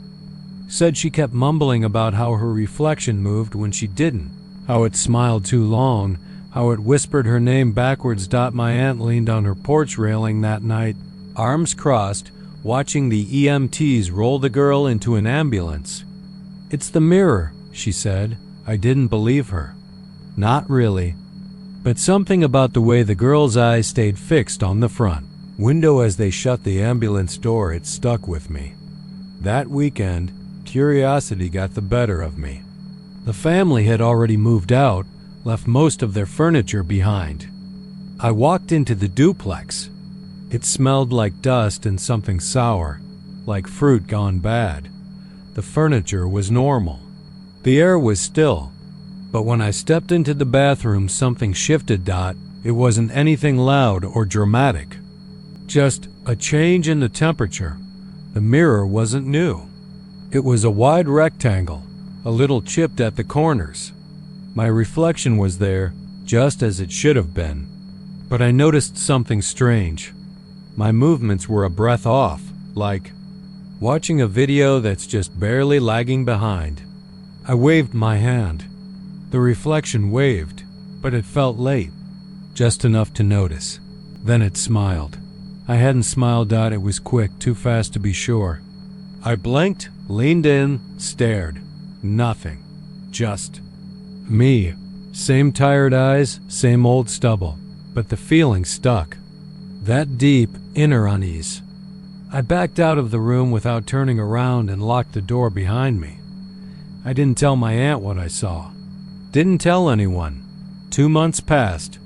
Marla was released from the psych unit. I saw her on the news, being moved to an outpatient program. The anchor said she'd been declared non-violent but delusional, and that her beliefs about mirrors and reflections posed no threat to the public. I guess nobody thought to ask what happened to the last guy who underestimated her. Then, last Friday, she came back. She stood outside the duplex, now vacant again, staring at it like she was trying to burn a hole through the walls with her eyes. I watched from my porch as she raised a hand and touched the front doorknob. Then she dropped her hand and walked away. I followed her, not out of concern, not really. I think I just needed to understand. She walked slowly, like her legs were heavier than they used to be. She headed toward the park on the far side of town, where the creek cuts through the trees and the old shelter houses stand crooked like forgotten bones. When I caught up to her, she was sitting on a bench by the water, staring at her own reflection in the surface. The water didn't move, even with the breeze. Her voice was quiet. "You know it watches from the other side," she said. I didn't answer. Marla kept talking, soft and steady, like she'd rehearsed it 1,000 times. "The man who died in that house, I didn't know him. He broke in. He was high, tried to steal my stuff." I grabbed the nearest thing, a piece of the mirror frame I'd already cracked days earlier. I didn't think. I just swung. Her hands trembled. But the thing is, I watched it happen. From the reflection, I didn't move. I didn't lift a hand, but I watched myself do it. It wasn't me. Not in the way you mean. It was her. She looks like me. But she's older. She knows more, and she wants things. I asked her if she meant like a hallucination, a trauma response, a break. "No," she said. "I mean, the mirror is open, just a crack. Enough for her to get one hand through, and once you watch long enough, she teaches you."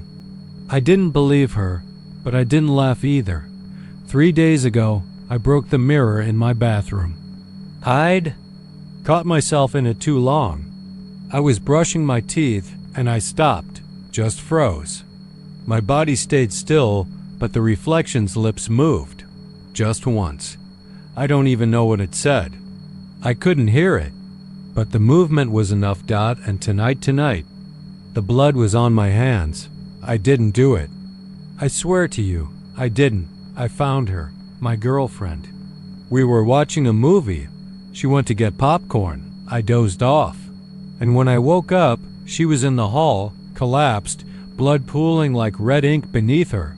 Her neck was wrong bent. The mirror at the end of the hall was cracked. I'm in the sheriff's office now, typing this on their public access computer. They haven't charged me yet. They're waiting for the results. But they keep looking at my hands, and I keep looking at the two-way glass, watching my reflection blink, watching it smile. Please, if you read this, don't stare too long. She's always watching, and now she knows your face. She never drank more than half a glass of wine. That was the first thing he noticed when they started dating. Not because she was prudish or worried about losing control, but because she said she didn't like how it made her feel loose inside. The phrase had stuck with him. Loose inside. He'd rolled it around in his mind for weeks like a piece of hard candy, trying to understand what it meant. He'd watched her fingertips tremble just slightly after a few sips, the way her pupils dilated almost too much, the way her eyes stopped being soft brown and turned no. That was later. That hadn't started yet. In those first few months, everything felt normal, better than normal. Her name was Lainey, and she was beautiful in a quiet, observant way, like someone who was always half listening to something the rest of the room couldn't hear. She was an artist. Chalk murals, mostly on sidewalks in Montrose or the Heights, things that vanished with the rain. That's what she loved most, she said. The vanishing, ephemeral beauty. He didn't understand it, not really, but he loved the way she said it. They moved in together after 6 months. Too soon, everyone said. Even her sister, Carla, gave him a long look the day they packed up Lainey's tiny apartment, as if trying to warn him without using words. But he was already in love, not just with Lainey, but with the way she smelled like cedar and earth after walking in the rain, the way she hummed old country tunes when she cooked, and the way she touched his arm just before falling asleep, always. In the same spot, like it was the key to keeping her tethered to the bed. The first time it happened was in early November. The wind had picked up outside, and the power flickered once, twice, then went out entirely. Their apartment on Dunleavy had these awful creaks that got louder in the dark, the old pipes groaning like someone shifting in their sleep.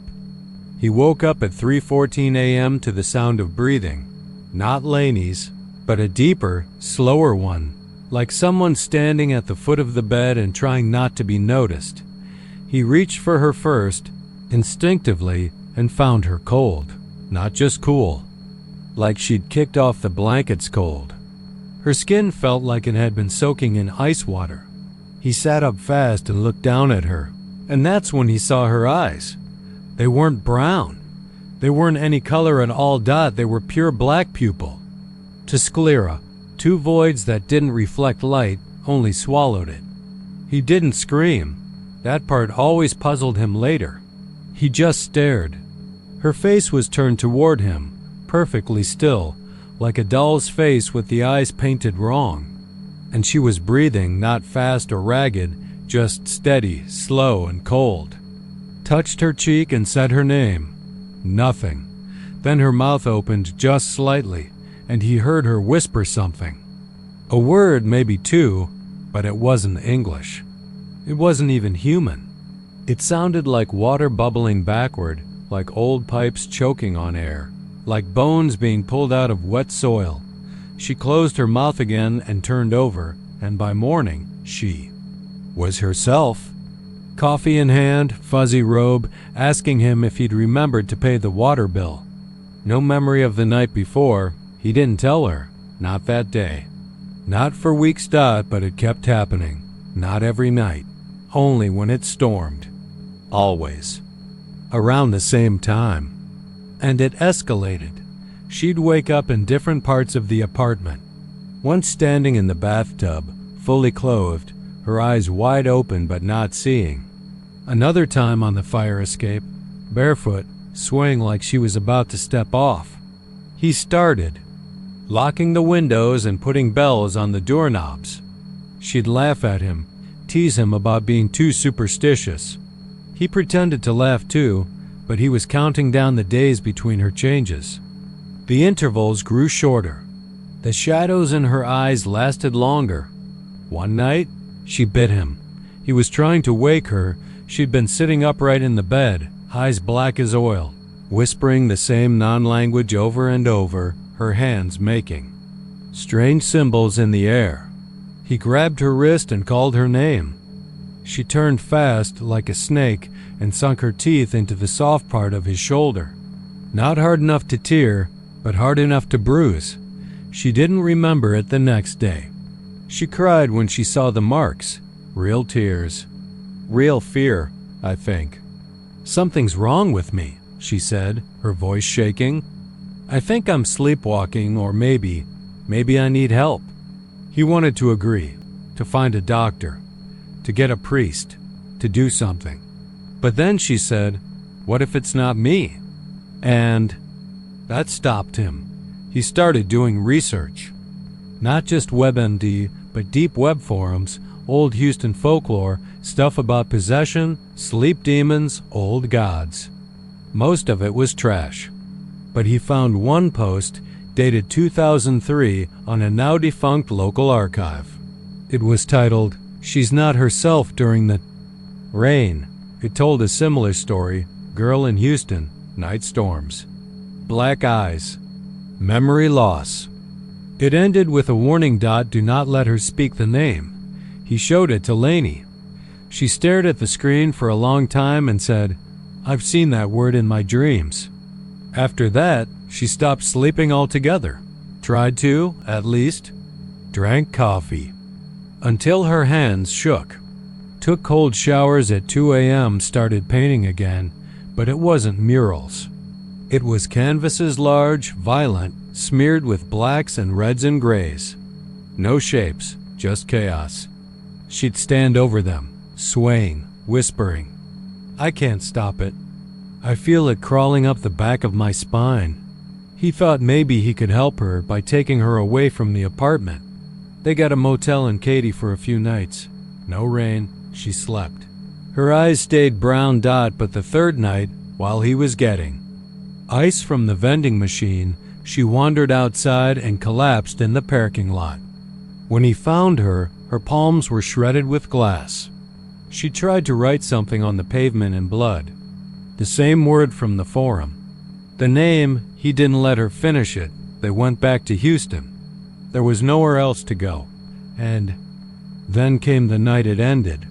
A hurricane warning had been issued, but the worst of it wasn't supposed to hit until morning. The wind shrieked through the trees, and the rain started at midnight. He sat up in bed and watched her. She was already gone. Not physically. She was still there, lying beside him, eyes closed, but her skin had turned that strange, pale gray it always did before. Her breathing was wrong, more like sighing than inhaling. He stood up, heart hammering, and reached for the flashlight.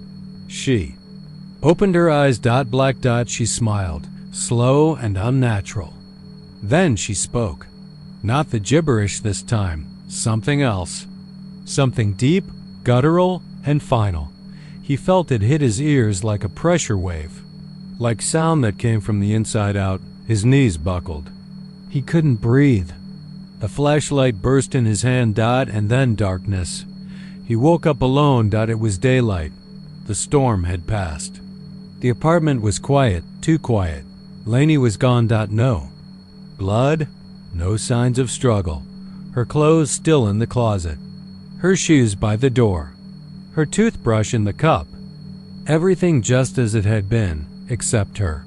He called the police, filed a missing persons report.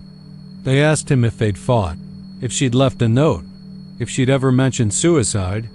He lied and said no, but she hadn't left. Not really, sometimes. At night, when it rains hard and the lights flicker, he hears her whisper that word again. Not with his ears, with something else. Like a memory he didn't make. He's moved twice since then. New town, new job. But no matter where he goes, her paintings show up. One was waiting on his porch in a brown paper wrap. Another was left in the trunk of his car, though he swears he locked it. And sometimes, just before sleep, he remembers how her eyes looked. They weren't brown. They weren't hers. The road was barely more than a gravel path by the time the GPS chirped, "You've arrived."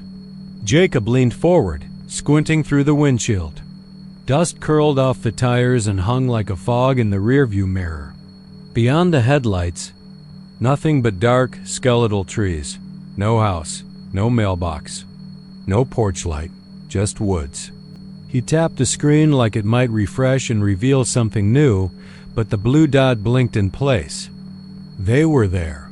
Supposedly, beside him, Emma smiled wide, that same wide-eyed grin she'd had all afternoon. She'd been quiet most of the drive from Austin, humming under her breath, tapping her nails on the console, saying things like, "You're gonna love them." They're old-fashioned, but sweet.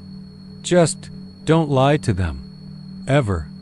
And now she was unbuckling her seatbelt. "We're here," she said again. Jacob looked at her. "Where? There's nothing out here." She turned her head, her hair falling across her cheek, and whispered, "They don't like when people say that." Then she opened the door and stepped out. He followed reluctantly, the dry weeds crunching under his boots. The air was heavy. No sound of crickets. No wind. Just dead air and the faint smell of burnt matches. He glanced around. No house. No driveway. Just trees and dirt and more trees. Emma walked forward like she knew exactly where she was going. "Come on, babe. They're waiting." He stood by the car, unsure. The GPS still blinked its little blue lie. The gravel path didn't even lead to anything. Just faded out into a patch of low brush.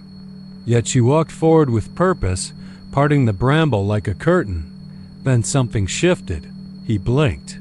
For a moment, no more than a blink, he thought he saw a silhouette, a roofline, a steep A-frame with a gabled window and wooden porch, right there where the trees had been. But it was gone before he could register it. Like an afterimage burned into his eyes. Emma was halfway up a dirt slope, her hand waving him over. Don't keep them waiting. They're excited. He jogged. After her, brushing past branches that felt too cold, too damp, like they'd just come out of a freezer. She reached the top, stepped aside, and smiled again. This time with her teeth clenched a little too tight. There, she said. Jacob looked up and felt something twist in his chest. A house now stood in the clearing. Where there'd been nothing, no sign of life, now sat a 2-story wooden farmhouse. Paint peeling, porch sagging, shutters hanging crooked. The windows were dark, but he could see movement behind them. The shape of someone watching. Maybe two. He swallowed. That wasn't here before. Emma's smile didn't waver. It's always here. You just have to want to see it. Before he could respond, the screen door creaked open. An old man stepped out, tall and lean, dressed in a plaid shirt and worn overalls. His eyes were sunken and pale, like dishwater.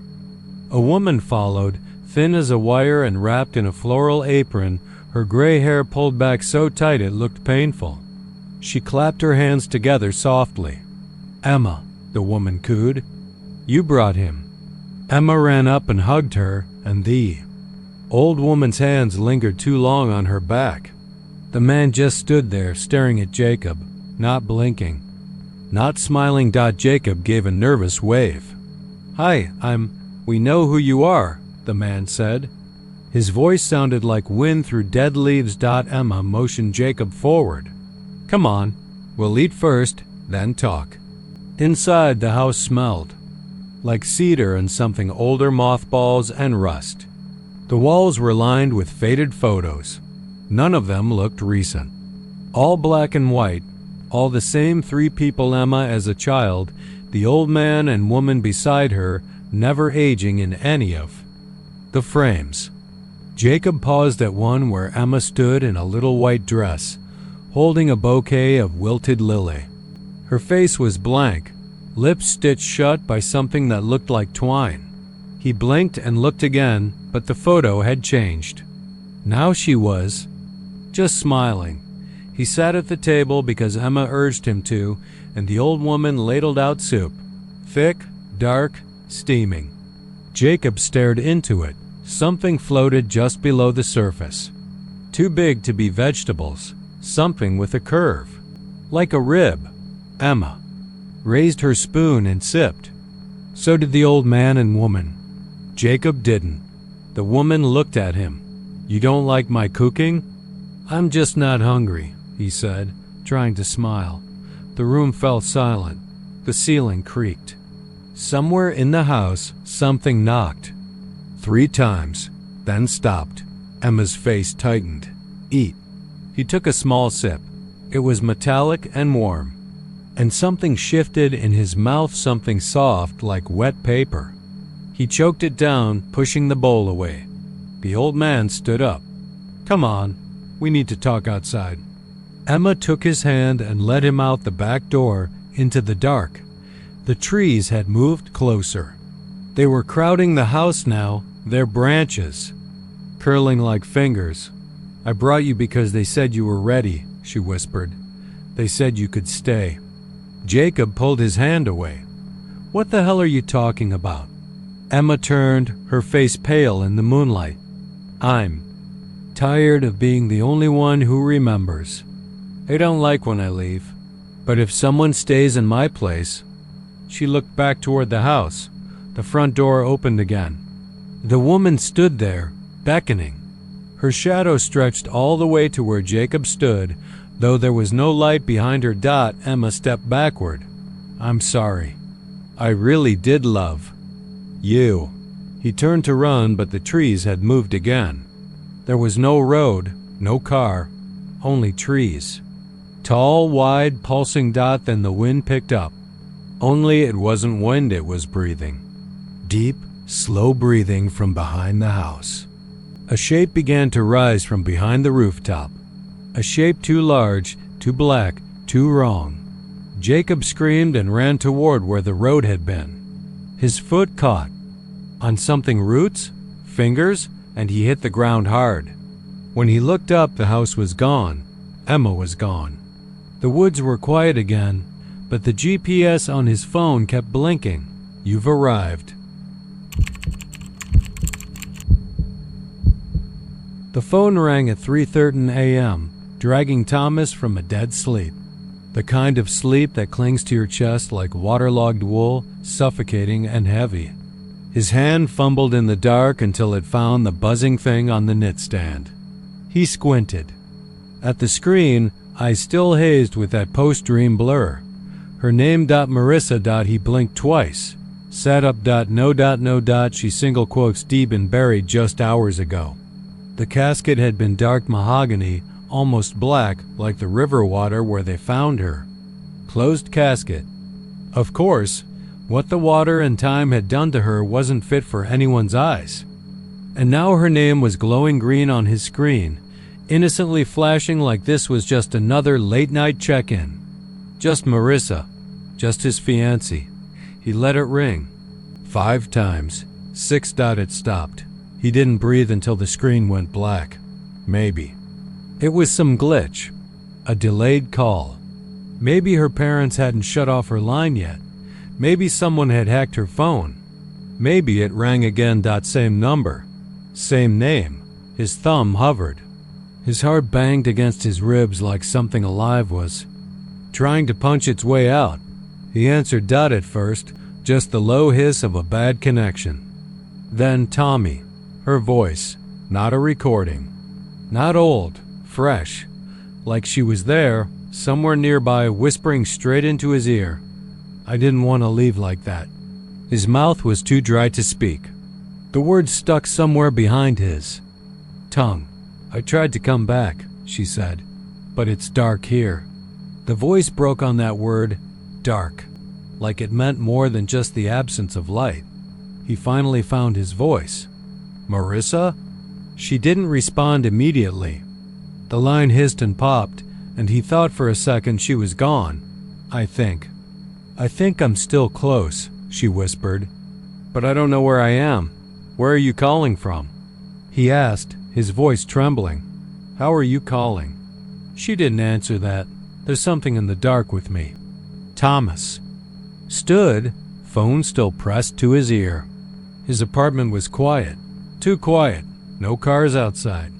No hum of the refrigerator.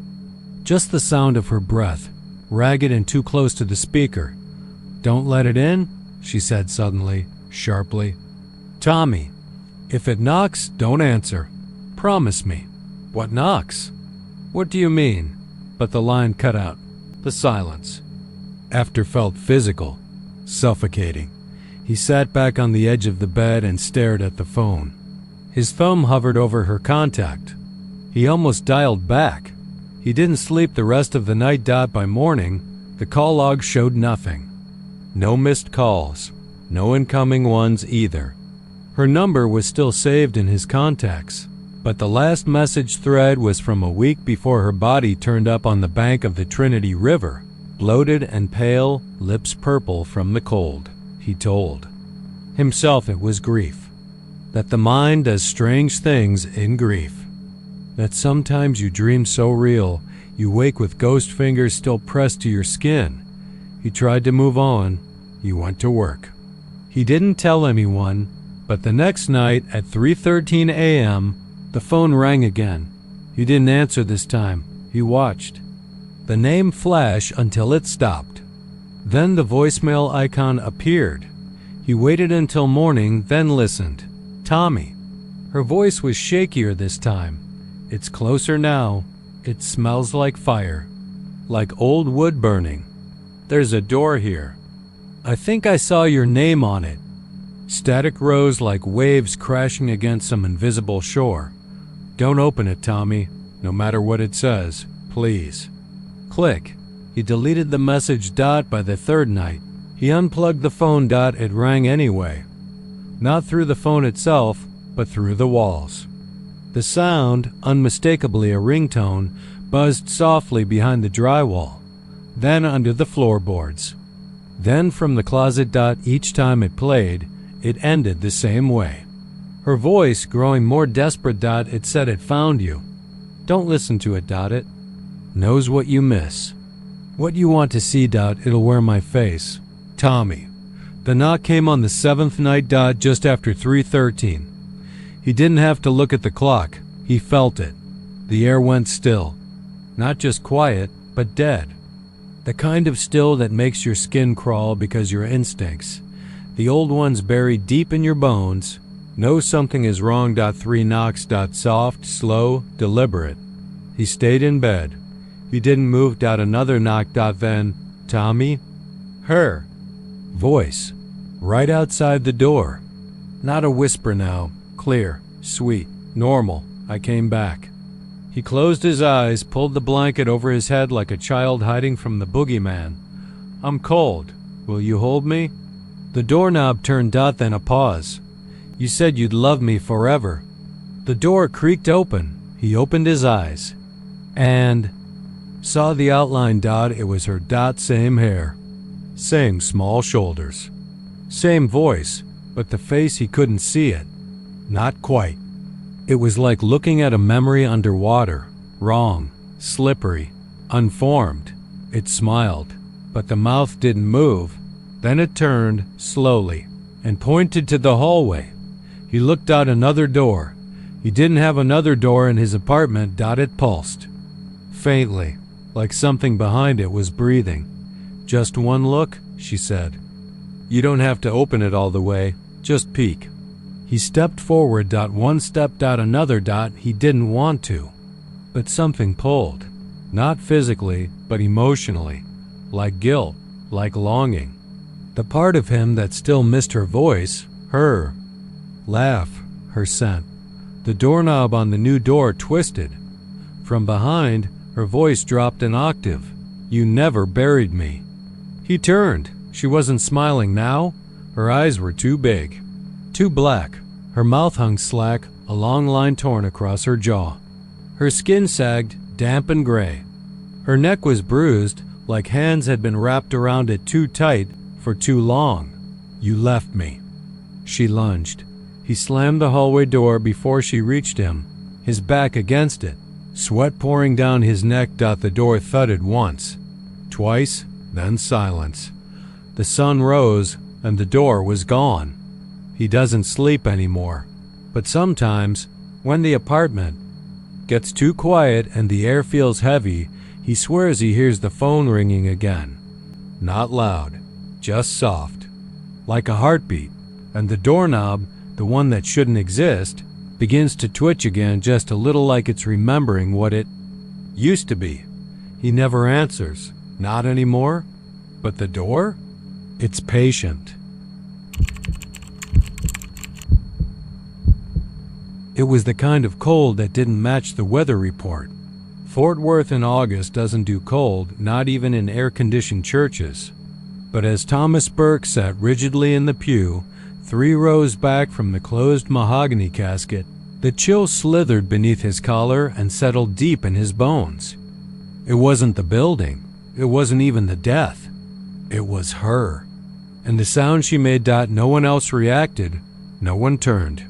The preacher kept talking. People sniffled into Kleenex, nodded solemnly, patted each other's backs. But Thomas heard it clear as a goddamn bell. Laughter. Not a chuckle. Not even a fit of nervous giggling like his sister used to do in school when things got awkward. This was guttural, sharp, joyous almost, and completely out of place except maybe in a padded room.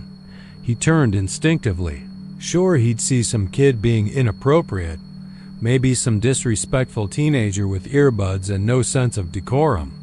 But the row behind him was filled with old women in black hats and lace gloves, their faces wrinkled with sadness and age, their eyes downcast. The row behind that, more of the same. No one was smiling. He looked back toward the front, toward the casket. Closed. Good decision, he thought, given what had happened to her. The crash was a mess. They'd scraped her out with tarps. She'd gone through the windshield and then under the tires. And when he got the call from the sheriff's office last Tuesday, he dropped the phone right there in the middle of aisle 7 at Home Depot. The laughter came again, louder, clearer, feminine. His heart jolted against his ribs. He knew that laugh. Lena's laugh. He used to hear it in bed, usually after sex, when she'd say something dry and sarcastic about his technique and then kiss the spot behind his ear like she didn't mean it. He used to hear it when she was drunk, which was often, and the sound would spin into something darker, more venomous, like glass shattering in the shape of a joke. And then, sometimes, when she really got going, when she was in a mood and the wine was gone and the pills were sliding down her throat with tap water, she'd laugh like that in the kitchen, alone. At nothing. He hadn't heard it since the night she died, until now. The sound faded slowly, like it was being dragged down a long hallway. Then gone. He stood up halfway, heart hammering. Someone behind him whispered for him to sit down. He did. But his neck tingled and his fingers twitched in his lap. After the service, when the crowd filtered out under the bright Texas sun, Thomas waited for everyone to leave. The burial wasn't until 4 p.m., and they were taking her body to Greenwood Memorial by hearse with only close family invited. He wasn't close. Not anymore. Lena had made sure of that. They'd been divorced almost 2 years to the day when she died. The restraining order had been lifted by then, and he was only going to court twice a month for the custody arrangements. But still, people looked at him like he didn't belong. Even now, walking out into the parking lot, he caught glances. Her brother, Kevin, squinted at him over his sunglasses and didn't nod. Lena's mother, Marla, gripped her black purse like a weapon as she passed him. He stayed behind, watched the hearse pull away, then went back inside. The sanctuary was empty, except for the smell of Lily and that clinging cold. He walked slowly to the front pew, stood beside the spot where her casket had been. "Lena?" He whispered. No answer. He ran a hand through his hair and laughed bitterly once. Maybe I'm the one cracking up. Then, just as he turned to go, he heard it again. Closer. Not from behind, from the pulpit. She laughed. And this time it wasn't only him who heard it, because the organist screamed. An old man, probably in his 80s, seated at the pipe organ tucked near the choir section, had just been gathering his sheet music. He clutched his chest and screamed, not words, just a long, strangled animal sound, and stumbled backward. Thomas rushed over, but the old man had already dropped to his knees. She was there, he gasped, pupils dilated. She was standing behind the podium, laughing like a banshee. What the hell kind of what is this? But Thomas didn't answer. He was looking at the space the organist was pointing to. Empty. Except now it wasn't cold. It was hot. Like the AC had died suddenly, and something rotten was melting into the air. He helped the man to his feet and out to the parking lot, where someone called Ian Mays, and then Thomas just stood there alone, eyes on the stained glass window. Brain. Trying to make sense of what he'd just seen. That night he couldn't sleep. He kept replaying the sound, the laugh. It wasn't a hallucination. It wasn't some leftover trauma response or grief-induced flashback. Lena's laugh had always been distinct, deep-throated, cruel around the edges. The kind of laugh that made you feel small even when she was pretending to love you. He dreamt about her. In the dream, she was in the church again. Not in the casket, standing, wearing that black dress she used to wear to court, the one that hugged her hips and made him feel guilty for watching. Only now, her skin was wrong wet looking, too pale, and her hair hung in dripping clumps. She turned. Her mouth was wide open, smiling. And then she left Dot in a dream. The whole church caught fire. The next morning, he drove to Greenwood. Just to see, just to make sure she was really in the ground. Not that he believed in ghosts or the supernatural or any of the crap they played on late-night radio shows. But he needed the closure. He found her plot. Newly turned soil, flowers already beginning to wilt in the July heat. Her name on the stone. Lena M. Burke, 1986 to 2025. Beloved daughter. Mother, friend. No mention of ex-wife. He stood there a long time, and then, on the breeze, he heard it again, but it wasn't a breeze. It was breathing, directly behind him. He turned fast, expecting some mourner. Some poor widow visiting a grave. No one. But then something brushed past. His shoulder. He fell back, landed in the dry grass, heart punching through his ribs. He scrambled to his feet, looked around wildly. Still no one, but her laughter was fading now. Floating back into the trees. He didn't go home. He checked into a motel on the edge of Fort Worth and drank himself unconscious. Slept without dreaming for once. But when he woke up, there were scratch marks on the inside of his arms, fingernail-shaped, 4 on each bicep. He knew Lena's nails. She always had them painted black, even in court, and she used to dig them into his skin when they fought, especially when she laughed out. By Friday, he couldn't take it anymore. He drove back to their old house in Arlington, the one they'd shared during the worst years. It was empty now, up for sale. The new owners weren't due to move in for another month, and he still had a key. He shouldn't have, but he did. He walked through the house slowly. Every room smelled like her. Or maybe that was just in his mind. The kitchen, the stairs, the bathroom with the cracked mirror, then the bedroom. He paused. The bed was gone, but the carpet still had the dark stain from the night she'd cut her foot on the wine glass. She'd bled like a stuck pig and laughed while he panicked. Called 911. Begged her to stay awake.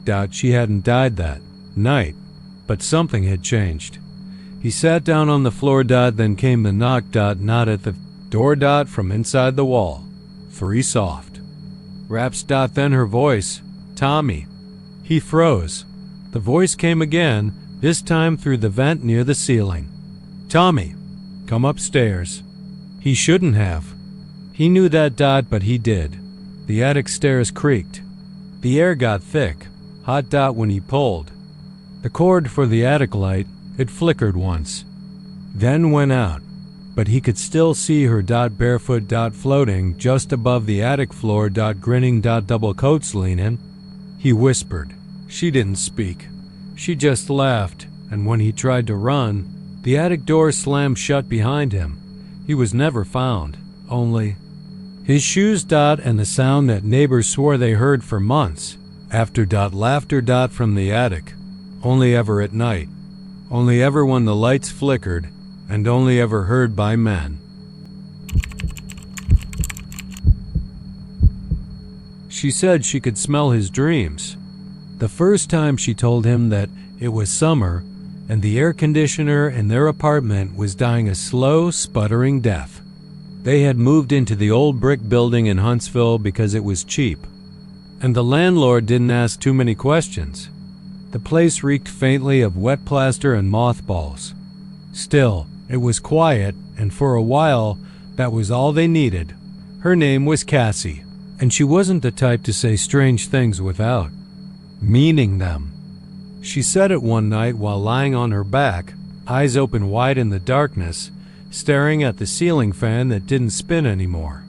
I smelled it, she whispered, not looking at him. Ashes and pine and screaming, like a forest on fire. He hadn't even told her yet. Hadn't said a word about the nightmare. Hadn't mentioned the blackened trees or the man in the burning suit who chased him through the smoke. She'd woken up gasping, clutching the sheets like she'd lived it. Herself. He tried to laugh it off, told her she must have heard him tossing around or muttering in his sleep. She didn't laugh, just shook her head slowly and turned to him with glassy eyes. "No," she said. "It was in the air." He should have left that night. Should have packed his things, kissed her forehead, and driven west until the shadows in the rearview mirror faded. But he didn't, because part of him liked how strange she was, and because, deep down, some broken, dusty part of his soul wanted to be known like that without words. The second time it happened, she woke up before. The nightmare had even ended. He was still under when she screamed, loud and raw, like something was being pulled from her throat by force. He jolted upright, heart hammering, sweat rolling down his chest. She was sitting straight up too, clutching her own wrists, her mouth wide open like she couldn't stop the sound. "You were drowning," she said between sobs. "In black water, and there were hands pulling you down." He stared at her.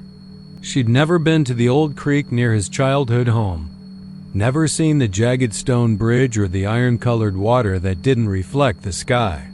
But that's where the nightmare had taken him, that exact place. He hadn't remembered it in over a decade. That night, she made him sleep on the couch, said she couldn't breathe when she lay next to him, said his dreams were getting thicker. He tried to understand what she meant, but the words didn't land right. "They're too loud now," she mumbled before closing the door. "Too alive." Over the next few weeks, things got worse. He stopped dreaming about random things. Now it was always the same few places, dark woods, flooded basements, abandoned playgrounds where rusty swings moved on their own. The dreams bled into each other, like his mind was building a map of some nightmare version of Texas. Each night added a new street, a new set of eyes watching him from behind a boarded-up window. And every morning she woke up with a nosebleed, or a scratch on her arms, or the shakes. And she always knew what he'd seen. Always. She started avoiding him during the day, flinching when he entered a room. Once, he caught her trying to burn a pillowcase she said smelled like sulfur and gravel.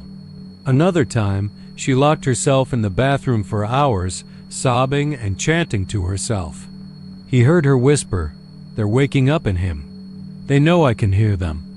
He should have left, but love makes you stupid. One night, after he dreamed about a house with no doors and windows that opened into stone walls, he woke to find her crouched in the corner of the bedroom, her face pale and wet with sweat.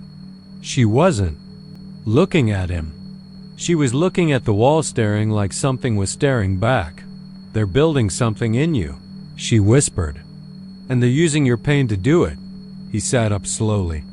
"Cassie, what are you talking about?" "They like that you don't scream anymore," she said.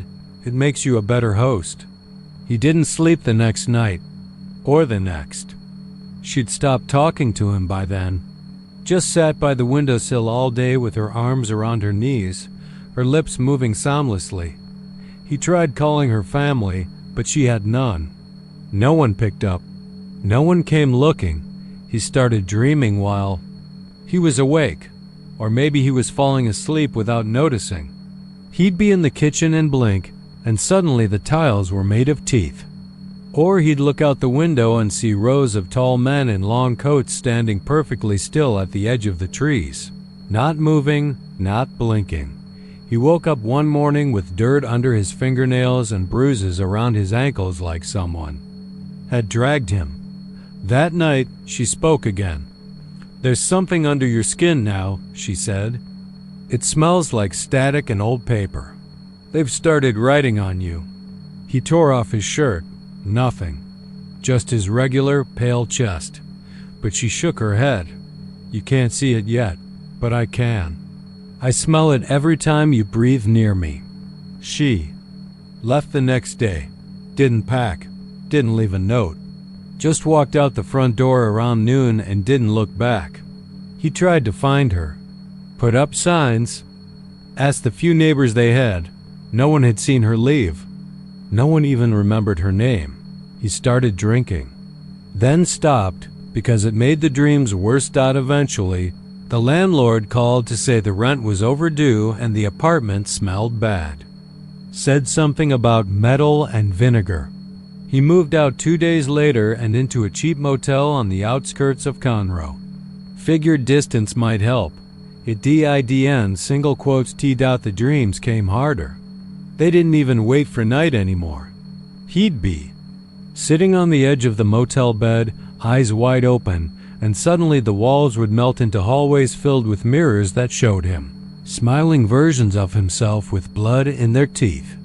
Once, he blinked and saw her Cassie standing in the mirror. Her eyes were white. Her nose was gone. Then came the scratching. It started in the walls, then under the carpet, then inside his head. He tried checking himself into a clinic in Nacogdoches. Said he hadn't slept right in weeks. They kept him for 3 days, then let him go. Said he was under stress. Gave him pills. The pills didn't work. Back in the motel, he started dreaming about Cassie again. But she wasn't afraid anymore.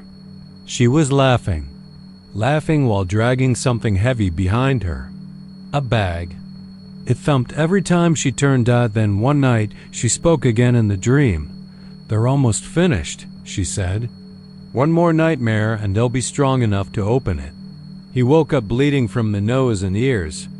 The motel manager found him in the bathtub the next day, rocking back and forth, muttering something about burned forests and how he couldn't breathe without dreaming. They say he never spoke another full sentence after that. Just gibberish and twitching fingers, always scratching something invisible off his arms. They put him in a facility north of Houston. He's still there. But here's the thing. 3 months ago, a nurse said she walked past his room and smelled something strange. Said it reminded her of dry grass after a fire. A week later, she quit, moved to Nevada. Said she couldn't sleep. Said something was whispering in her dreams about a man in Texas. No one knows where Cassie went. But if you ever meet someone who says they can smell your dreams, run, because you don't want to know what's been growing inside you while you sleep. She said she didn't care for churches or banquet halls or backyards strung up with fairy lights. She wanted to get married where the wind smelled like dust and old flowers, where the grass was never mowed straight and the birds didn't sing, they just perched like watchers. Her exact words were, "I feel closest to myself in a cemetery. Like my skin fits better there." And he laughed. Because you do that sometimes when you're in love. You laugh at the strange things because they come from the one person you can't imagine losing, and so everything they say must somehow make sense. They met at a used bookstore in Lubbock, one of those places with low ceilings and paperbacks stacked like termite mounds on every available surface. She was in the horror aisle, reading the back of Pet Sematary like it was scripture. She wore all black, even in the Texas heat, and had a little silver pendant that looked like a coffin nailed to her neck by a chain. Her name was Lena, and her voice was soft, almost apologetic, like it wasn't sure it belonged in the world. He was drawn to her like bees to spoiled honey. She talked about death the way other people talked about their dreams. Not morbidly, but intimately. She knew graveyards across the state like most people knew malls. Told him once she had a map of every cemetery in Texas thumbtacked to her bedroom wall and had visited nearly 300. "When I die," she said once on a long drive to Galveston, "I don't want people to cry. I want them to feel me when they're walking past, like I'm still part of the air there, still watching." She proposed, not him. Bent on one knee in a field behind an abandoned funeral home near Amarillo. The ring was black. Real black, not silver-dipped or charcoal. Obsidian, maybe. Cold to the touch, and he said yes. Because again, love does that. It pulls yeses from you even when something in your ribs is whispering, wait. The wedding was small. No priest, no music. Just her in a long black veil and him in a suit that didn't fit right because he'd lost weight leading up to the big day. She insisted on getting married under the arch of the oldest cemetery in Hood County, a crumbling iron gate with a name no one could pronounce anymore. Her family didn't show. She said they never would, that they didn't get her. He should have asked more questions then. He should have asked where they were buried, at least. They stood between rows of headstones, some so old the names were gone, just weather-smooth teeth sticking out of the ground. The officiant was an old man she knew who barely spoke above a whisper and smelled like moldy cloth. Her vows were beautiful and terrifying, full of promises that felt like curses. I will love you until your bones are dust, and even then I'll hold you. I will keep you warm beneath the soil. You will never walk alone, not in this world, not the next. Afterward, she didn't want a reception. Just a night together in a little house by the cemetery's edge. A caretaker's home that hadn't been lived in since the 80s, but she'd fixed it up somehow. The walls were gray and the floors creaked under every step. There were no mirrors, just black velvet cloths covering every reflective surface. She said it was tradition, her family's. They made love that night under heavy blankets. Her skin was cold, even in summer. She didn't blink much. And when he finally drifted off, something about the way she whispered his name, not lovingly, but like she was marking him, stuck with him as the darkness swallowed his thoughts. He woke up choking on dirt. It wasn't a dream. It wasn't. One of those slow nightmares where you can move your fingers but not your legs. He was awake, fully, painfully awake, and he couldn't breathe. He opened his mouth and soil poured in like water, thick and dry, sticking to his teeth and tongue. He clawed at the dark, fingernails snapping, skin tearing. His knees hit the top of a box. Wood? He was in a coffin. He screamed. No one answered. There was barely enough room to turn his neck. His heartbeat was a thunderclap in his ears, a screaming red thing trying to climb up his throat. He punched the lid above him until the bones in his hands started to shift and split. Blood filled the cracks in the wood, soaking into the grain. Like it was thirsty. He sobbed until he couldn't tell if the wetness on his cheeks was sweat, tears, or blood. And then, silence. Not the silence of a quiet room. Not the silence of nature. A deep, choking silence like the world had stopped. Breathing above him. He felt pressure in his chest, not from panic, but from something else. Something heavy pressing through the coffin wood, pressing down on his lungs, whispering just beneath his thoughts. He tried to scream again, but his voice was gone, stolen, and then he heard her, not outside the coffin, inside his skull. You're with me now, like I promised. He thrashed, but his limbs didn't respond. It was like something was coiled around his joints, keeping him still, like he was being held from the inside. He lost time after that. Blackout, maybe minutes. Maybe hours. When he opened his eyes again, the coffin was gone. He was standing, barefoot, in the cemetery. But it wasn't night anymore. The sky was a strange color, bruised purple and gray like a dying storm. The graves were open. Every single one. And they weren't empty. People stood by their headstones still, watching. Their skin was gray. Some had no eyes. Others had mouths stitched shut, and she stood among them, wearing her wedding dress, veil gone, face pale, smiling. She walked toward him, each step making no sound. You said yes, she whispered, as if that was enough explanation. He backed away, but the ground didn't move with him. No matter how far he stepped, he stayed in the same place. And around him, the others began to breathe. Not like people. Like wind dragging across open graves. She took his hand out. It felt like stone wrapped in silk. You belong here, she said. I made you a part of this. He tried to scream again, but the sound was buried deep, deep in his throat, under layers of something not quite flesh anymore. He looked down at his hand and saw the skin peeling back. revealing earth beneath soil worms roots and she just kept smiling, because the vows had been real and she had meant every word. She said it plain the first time, like how folks from around LaGrange say don't drink the water out behind Dimeback Creek, with a kind of sternness that don't match their usual soft-spoken ways. Her name was Elise. We'd been dating for 4 months, living together for 2. That part happened too fast, yeah, but when someone like her comes along, quiet, smart, with a sadness that makes you want to fix her, you stop thinking in time frames. She moved in with a single suitcase and 1 battered wooden box, and that damn journal stayed inside it like a coiled snake. The box had a clasp, not a lock, but she taped it shut like she didn't trust the metal.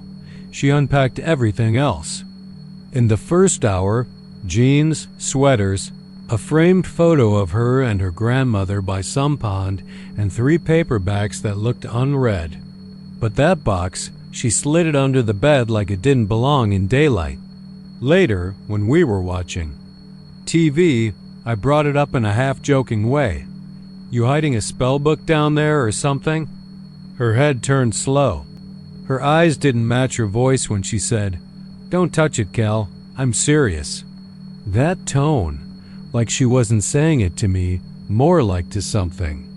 The way people do when they whisper to themselves in an empty house, pretending they're not afraid. I didn't press her, not that night, or the next. But things started slipping out around the edges after that. Elise would talk in her sleep, mumble names I didn't recognize. She'd jolt awake sweating and go straight for under the bed, like checking the box was part of her pulse. And always, before sleep, she whispered something toward the floor. I asked her about it once and she just shook her head. "It's just how I grew up. We're not talking voodoo or Santeria here." Elise wasn't Creole or anything. She was from Austin originally, moved to LaGrange after her grandmother passed. Her parents were dead, a wreck when she was 15. She never gave details, and I learned not to ask. I worked nights at the feed store 3 towns over. The drive back was long, lonely. Plenty of time to build up curiosity until it rotted into something mean.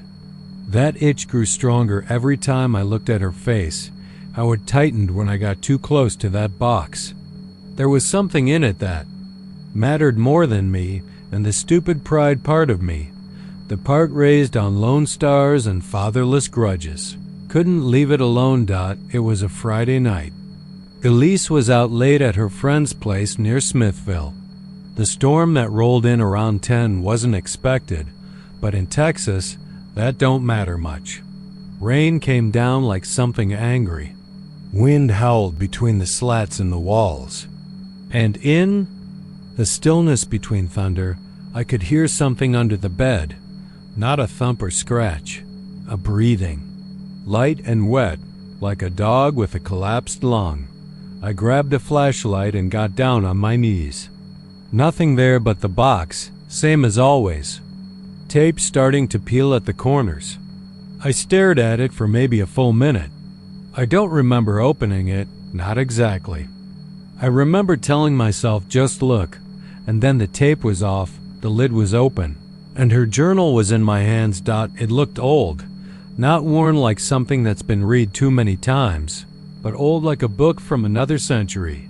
The leather was cracked, stained in a way that looked almost sticky. The pages smelled like iron and burnt leaves. My name wasn't in it, which I expected, but other names were. Hundreds of them, scrawled in cramped, jittery handwriting. First names, sometimes just initials, each one dated. Some had little notes next to them. Tried to speak, didn't scream. Still here, I turned to the middle. A page had been torn out, and beneath it, written across the next, in smeared red ink, was, "You looked." That was when the scratching began, not from the box, from under the bed where nothing else had been. I dropped the journal and staggered back, hitting the dresser so hard a drawer popped out. The noise didn't stop. Scratching, slow and deliberate, like something was digging through the floorboards from the other side. I tried to rationalize. Rats maybe. The storm playing tricks. I even pulled the bed back, ripped up the rug, but the sound wasn't from above. It was beneath. Coming up dot by the time Elise got home around midnight, I was sitting on the couch holding a kitchen. Knife trembling. She took one look at me, didn't ask what happened. She walked into the bedroom, bent down under the bed, and whispered something soft and wet-sounding, almost like a lullaby in reverse. The noise stopped dot when she came out. She didn't yell. She didn't cry. She just looked tired. It knows. Your name now, she said. That's on you? I didn't sleep. How could I? Not with the journal still in that room, still warm with whatever memory it held. The next morning, it was back in the box sealed. But the tape was darker now. Fresh, like it had just been soaked in something thick and red. I left for work pretending things were fine, but my hand shook on the steering wheel. At the store, I kept thinking I saw movement in the rear view. At one point, I swear I saw something. Crouched in the back seat, a thing too pale, too long in the limbs. Its eyes looked like wet paper. I almost drove off the road. That night, the journal was on the kitchen table when I got home. Elise wasn't there. The lights were off. And the writing on the open page wasn't in ink anymore. It was dark, crusted, and it spelled just one word, over and over. Calvin, Calvin, Calvin. I tried to throw it in the fireplace. It wouldn't burn. The flames recoiled like it was hissing back. I tried to drive it to the river. The car died 3 times on the way. When I tossed it into the water, it just sat there. Didn't sink, didn't float. Just hovered an inch below the surface like it was watching me through the murk. When I got back, Elise was waiting at the door. She looked older, gray streaks in her hair. Her eyes were bloodshot. You have to write in it now, she said. It doesn't forget. I didn't mean to. She laughed, but not the funny kind. Meaning's got nothing to do with it. You opened it. Now it opens you. That night, I woke to the scratching again. Only this time, it was inside the walls. Then in the closet. Then, somehow, inside my ears, I screamed. Elise didn't come. I found her the next morning, curled up, in the hallway like a dead insect. Her eyes were open, wide, glassy. The journal was clutched in her arms. I tried to pull it away, but her fingers were fused to the leather, fused like melted plastic. Like it had grown into her dot when the cops showed up. They didn't take me in. No bruises, no marks, no wounds on her body. Just a heart attack, they said. Stress, maybe. Poor girl. They missed the writing on the wall behind her, faint, smeared in red loops. Next is you. I still hear the scratching, not every night. Just when I think I've forgotten Dot and the journal, it came back. Showed up in my car 3 days after the funeral. Back seat, wrapped in newspaper like a gift. A fresh page inside. Blank Dot waiting. She was the kind of girl people described as off but sweet. Her name was Holly Sutton, and she moved into the small upstairs apartment over my garage in January, back when the cold still held East Texas in its bony grip. I didn't know much about her. She paid 3 months' rent in advance, said she was a freelance competitor, and smiled. That smile was the first thing that stood out, not because it was charming, but because it was never timed right. She'd say something polite or funny, and there'd be this pause like a beat missing in a song. Then the smile would slide into place, like it had been rehearsed. Always 2 seconds late. Always wide, but never warm. Her eyes never smiled. Not once Dot at first. I chalked it up to social awkwardness. I'm not exactly Mr. Rogers myself, and I figured everyone had their quirks. but it got stranger after that first week. I'd be out in the yard, coiling the hose or putting out the trash, and I'd glance up at the window. Holly would be there, behind the thin white curtains, watching, never moving, just watching. And when I looked directly at her, she'd vanish, but not in a sudden way. Not like she ducked.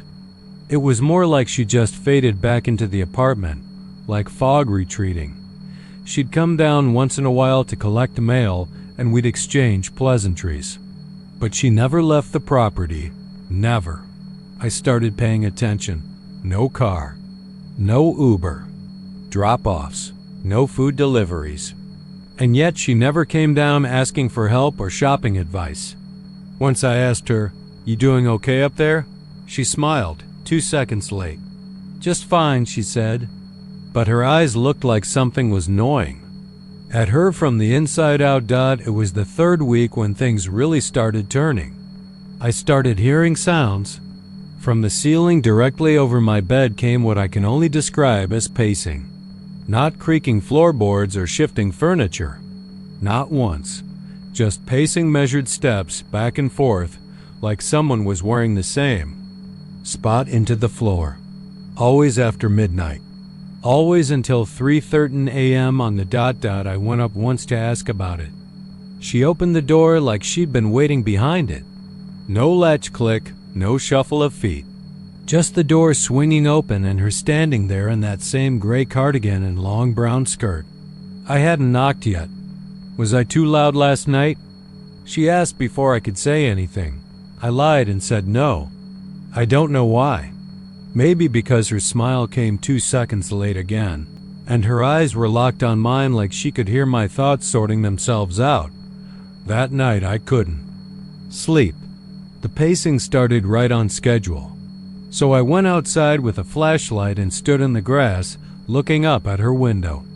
It was dark, but I thought I saw movement. I stepped closer and the porch light flickered. Then this is hard to explain. The air felt wrong, heavy, like I'd walked into a room where someone had just been screaming. The flashlight dimmed for a second, and when it came back, I saw her standing in the window. But it wasn't Holly. Not exactly. The figure was taller than her, or maybe longer is a better word. Thin limbs, head tilted too far to one side, eyes like two dull marbles, and a mouth opened in a crooked line. No lips. Just black gums and yellow teeth. But still, somehow, it was Holly, wearing her clothes, mimicking her posture. And after 2 seconds, that same too late smile cracked across its face. I ran inside, locked the doors, turned on every light, and told myself I'd imagined it. The next day, she came down cheerful as anything. Asked if she could borrow a screwdriver. I handed it over and tried not to look too long. But I couldn't help it. I asked, "Were you up late last night?" Her smile came early that time. Not 2 seconds late. It was already there, like it had been waiting. "No," she said. "I was sleeping. You must have dreamed it." She handed the screwdriver back, and her fingers brushed mine. Cold. Not, "You've been holding an ice drink," cold. Dead cold. The next morning, I noticed all the birds were gone. No chirping. No movement in the trees. The neighbor's cat, Buddy, who usually lounged on my porch, disappeared. I found his collar near the hedge. It was snapped in two, and the metal tag had been twisted, like it had been wrung by something with fingers, not teeth. I tried to act normal, but the nights kept getting worse. The pacing stopped being just steps. There were dragging sounds, sometimes scratching, like nails trying to carve messages in the floorboards. I called a friend in Houston who knew a bit about weird stuff, urban folklore, paranormal research. She told me to record the sounds. I did. I left my phone on voice memo, face up, on the nightstand. At 3:13 a.m., the sound of the pacing stopped. I heard a creak, and then something whispered so close to the mic that it overloaded the audio. A dry, breathless voice said, "I like your heartbeat." I moved out of the house the next day. Left the place empty. Let the lease lapse. I didn't even take my tools from the garage. I didn't care. But I couldn't stop thinking about her, about that smile. Always 2 seconds too. Late. Always separate from whatever emotion was supposed to be there. A few months later, I passed through Jasper, and on a whim, I stopped by the old courthouse records office. Looked up her name. Holly Sutton. Nothing. No license. No ID. No lease. Nothing official. Then the clerk, an old woman with cloudy eyes, said, "You said Sutton? You don't mean Mary Holly Sutton?" That stopped me cold. I said maybe. She leaned in close. She lived out by 146 near the dry creek. Big old farmhouse. They found her in '87. Said she'd been dead in that place 3 months before anyone noticed. Some say longer. They only figured out the time because the floorboards under her bed were worn down like she'd been walking in circles in her room, even after she died. I didn't say anything. Couldn't. My hands were shaking. The clerk looked at me, then added, "Folks around here say she never left, that when she smiles, it don't reach her eyes. And when she's angry..." She stopped. I asked, "What happens when she's angry?" The clerk's voice dropped to a whisper. She walks a little faster. She was still in the house after she moved out. That's what the new tenants told me. The ones who rented the place right after Miranda left. The ones who lasted all of 11 days. They moved out in the middle of the night, didn't even come back for the deposit. Just left a stack of dishes in the sink and the porch light on.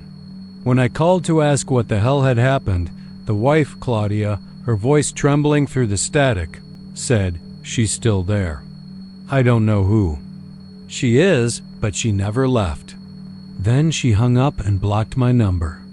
I remember sitting on my front porch with my phone in my hand, staring across the lawn at the 2-story Victorian on West Mulberry Street in Denton, Texas. Paint peeling, a wind chime swaying without breeze, the porch light flickering like it always did when it was watching. I mean, when the bulb was loose, that's what I told myself. It's what I'd been telling myself for weeks. Miranda and I lived in that house for 3 years. We weren't married, but we might as well have been. She loved that house like it was some living, breathing thing. Said she felt at peace there. Said it whispered to her in her sleep sometimes, but never unkindly. I laughed that off, told her she read too many ghost stories, that the creaks in the floorboards were just the house settling. She didn't laugh back. She said the house didn't settle, it remembered. Things started getting strange that last year. Miranda changed. Not all at once. First it was little things. She stopped sleeping through the night. I'd wake up and she'd be standing in the hallway, staring at the attic door, which we never opened. She said she didn't remember doing it, didn't remember getting out of bed at all. Then came the humming, soft at first. A tune I didn't recognize. At 3:30 every night, like clockwork. I started recording it on my phone. There'd be no sound when I played it back, but I know what I heard. That tune, it didn't stop at our bedroom door. It came through the walls. She started keeping a journal, one of those black leather-bound ones with the strap. She kept it locked in the top drawer of her knit stand, and if I so much as looked in that direction, she'd shut the door.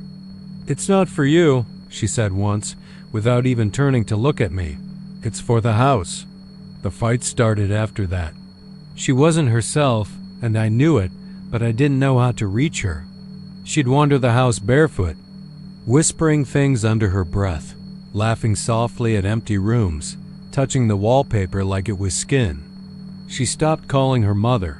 She stopped going out, stopped eating meals with me. One night I came home late from work and found her in the bathtub, fully clothed, staring at the faucet like she was waiting for it to speak. That night, I told her I couldn't stay unless she got help. She didn't cry. She just smiled too. Slow, like the expression had to work its way across her face against some kind of resistance, and said, "Then you should go first. I'll follow when the house lets me." But she didn't follow. Not right away. 2 weeks later, she vanished. Packed a bag, left a note that simply said, "It's time. Don't come looking." No forwarding address, no phone calls, no Miranda. Just that humming. That goddamn humming that still echoed through the hall at 3:13 every night, even after. She was gone. I stayed in the house another month, thinking maybe she'd come back. She didn't. I tried to pretend it was just a house again, just walls and floors and a roof. But it wasn't. It was like living in the aftermath of something. Like the house itself had been wounded by her absence and wanted me to feel every inch of its hurt. Doors opened on their own. I'd find the attic door ajar when I knew I hadn't touched it. Lights would flicker, especially in her old art room. That was the worst one. She painted in there. After she left, I went in once and found a canvas. On the easel. I don't remember her painting it. It was a woman, featureless, standing in front of the house, with the attic window glowing red behind her. I should have burned it. I didn't. I left it right there, face turned to the wall. I couldn't stay, so I rented the place. That was 3 months after she left. The couple from Austin took it. Said it was charming, loved the old details. The porch swing, the fireplace, the clawfoot tub. They didn't last 2 weeks. She walks the hallway, Claudia had said before she hung up. We heard her. We saw her. But when we asked, the house laughed, and then it locked the doors. After they left, the house stood empty for a while. I visited once a week, just to keep it from falling into disrepair. That was my excuse. Truth was, I couldn't stay away. I'd unlock the door and stand in the foyer and wait. Sometimes nothing happened. Sometimes I'd hear the hum. Sometimes the attic door would be open again. Then came the night I saw her. Was in the kitchen. It was late. I just finished checking the fuse box after the lights flickered hard enough to feel like a seizure. I stood at the sink, looking out at the backyard, and I heard footsteps upstairs. Soft, slow, measured. The same way she used to walk when she didn't want to wake me. I didn't call out. I just listened. I knew those steps. Then the hum began. Same tune, same time 3:13. But this time it was louder, closer. Turned and saw her standing at the top of the stairs. She was wearing the white cotton nightgown she used to wear on warm nights. Hair down, eyes darker than they should have been. Her lips didn't move, but I heard her voice inside my head, low and distant, like it was coming through a wall. You let them in, but they weren't welcome. I'm still here. I never left. I couldn't move. My mouth was dry, my heart hammering in my chest like it wanted to leave without me. She took a step down. The lights flickered again. Another step. And then another. She didn't blink. I don't know why I didn't run. Maybe part of me wanted to see her. Maybe part of me believed she'd come back for me, like she said she would. Maybe part of me still loved her. When she reached the bottom step, she stopped. The hum stopped too. She tilted her head. And then she smiled. That slow, delayed smile, like her muscles were remembering what it felt like to be human. I said her name, and then I opened the door and let her in. The air went cold. Not winter cold. Grave cold. Everything in the house dimmed like a shadow had. Passed through the walls. I couldn't breathe, but I didn't want to.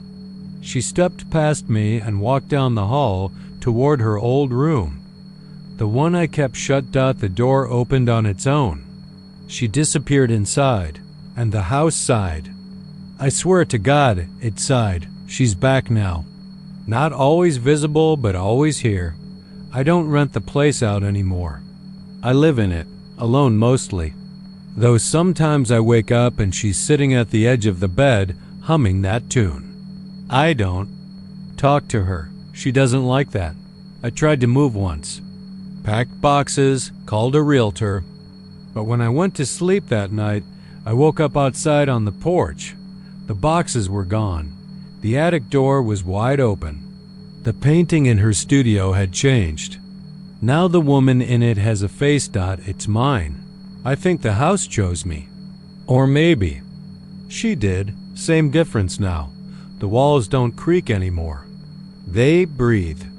Sometimes they whisper dot, and every night at 3:30 I hum with her.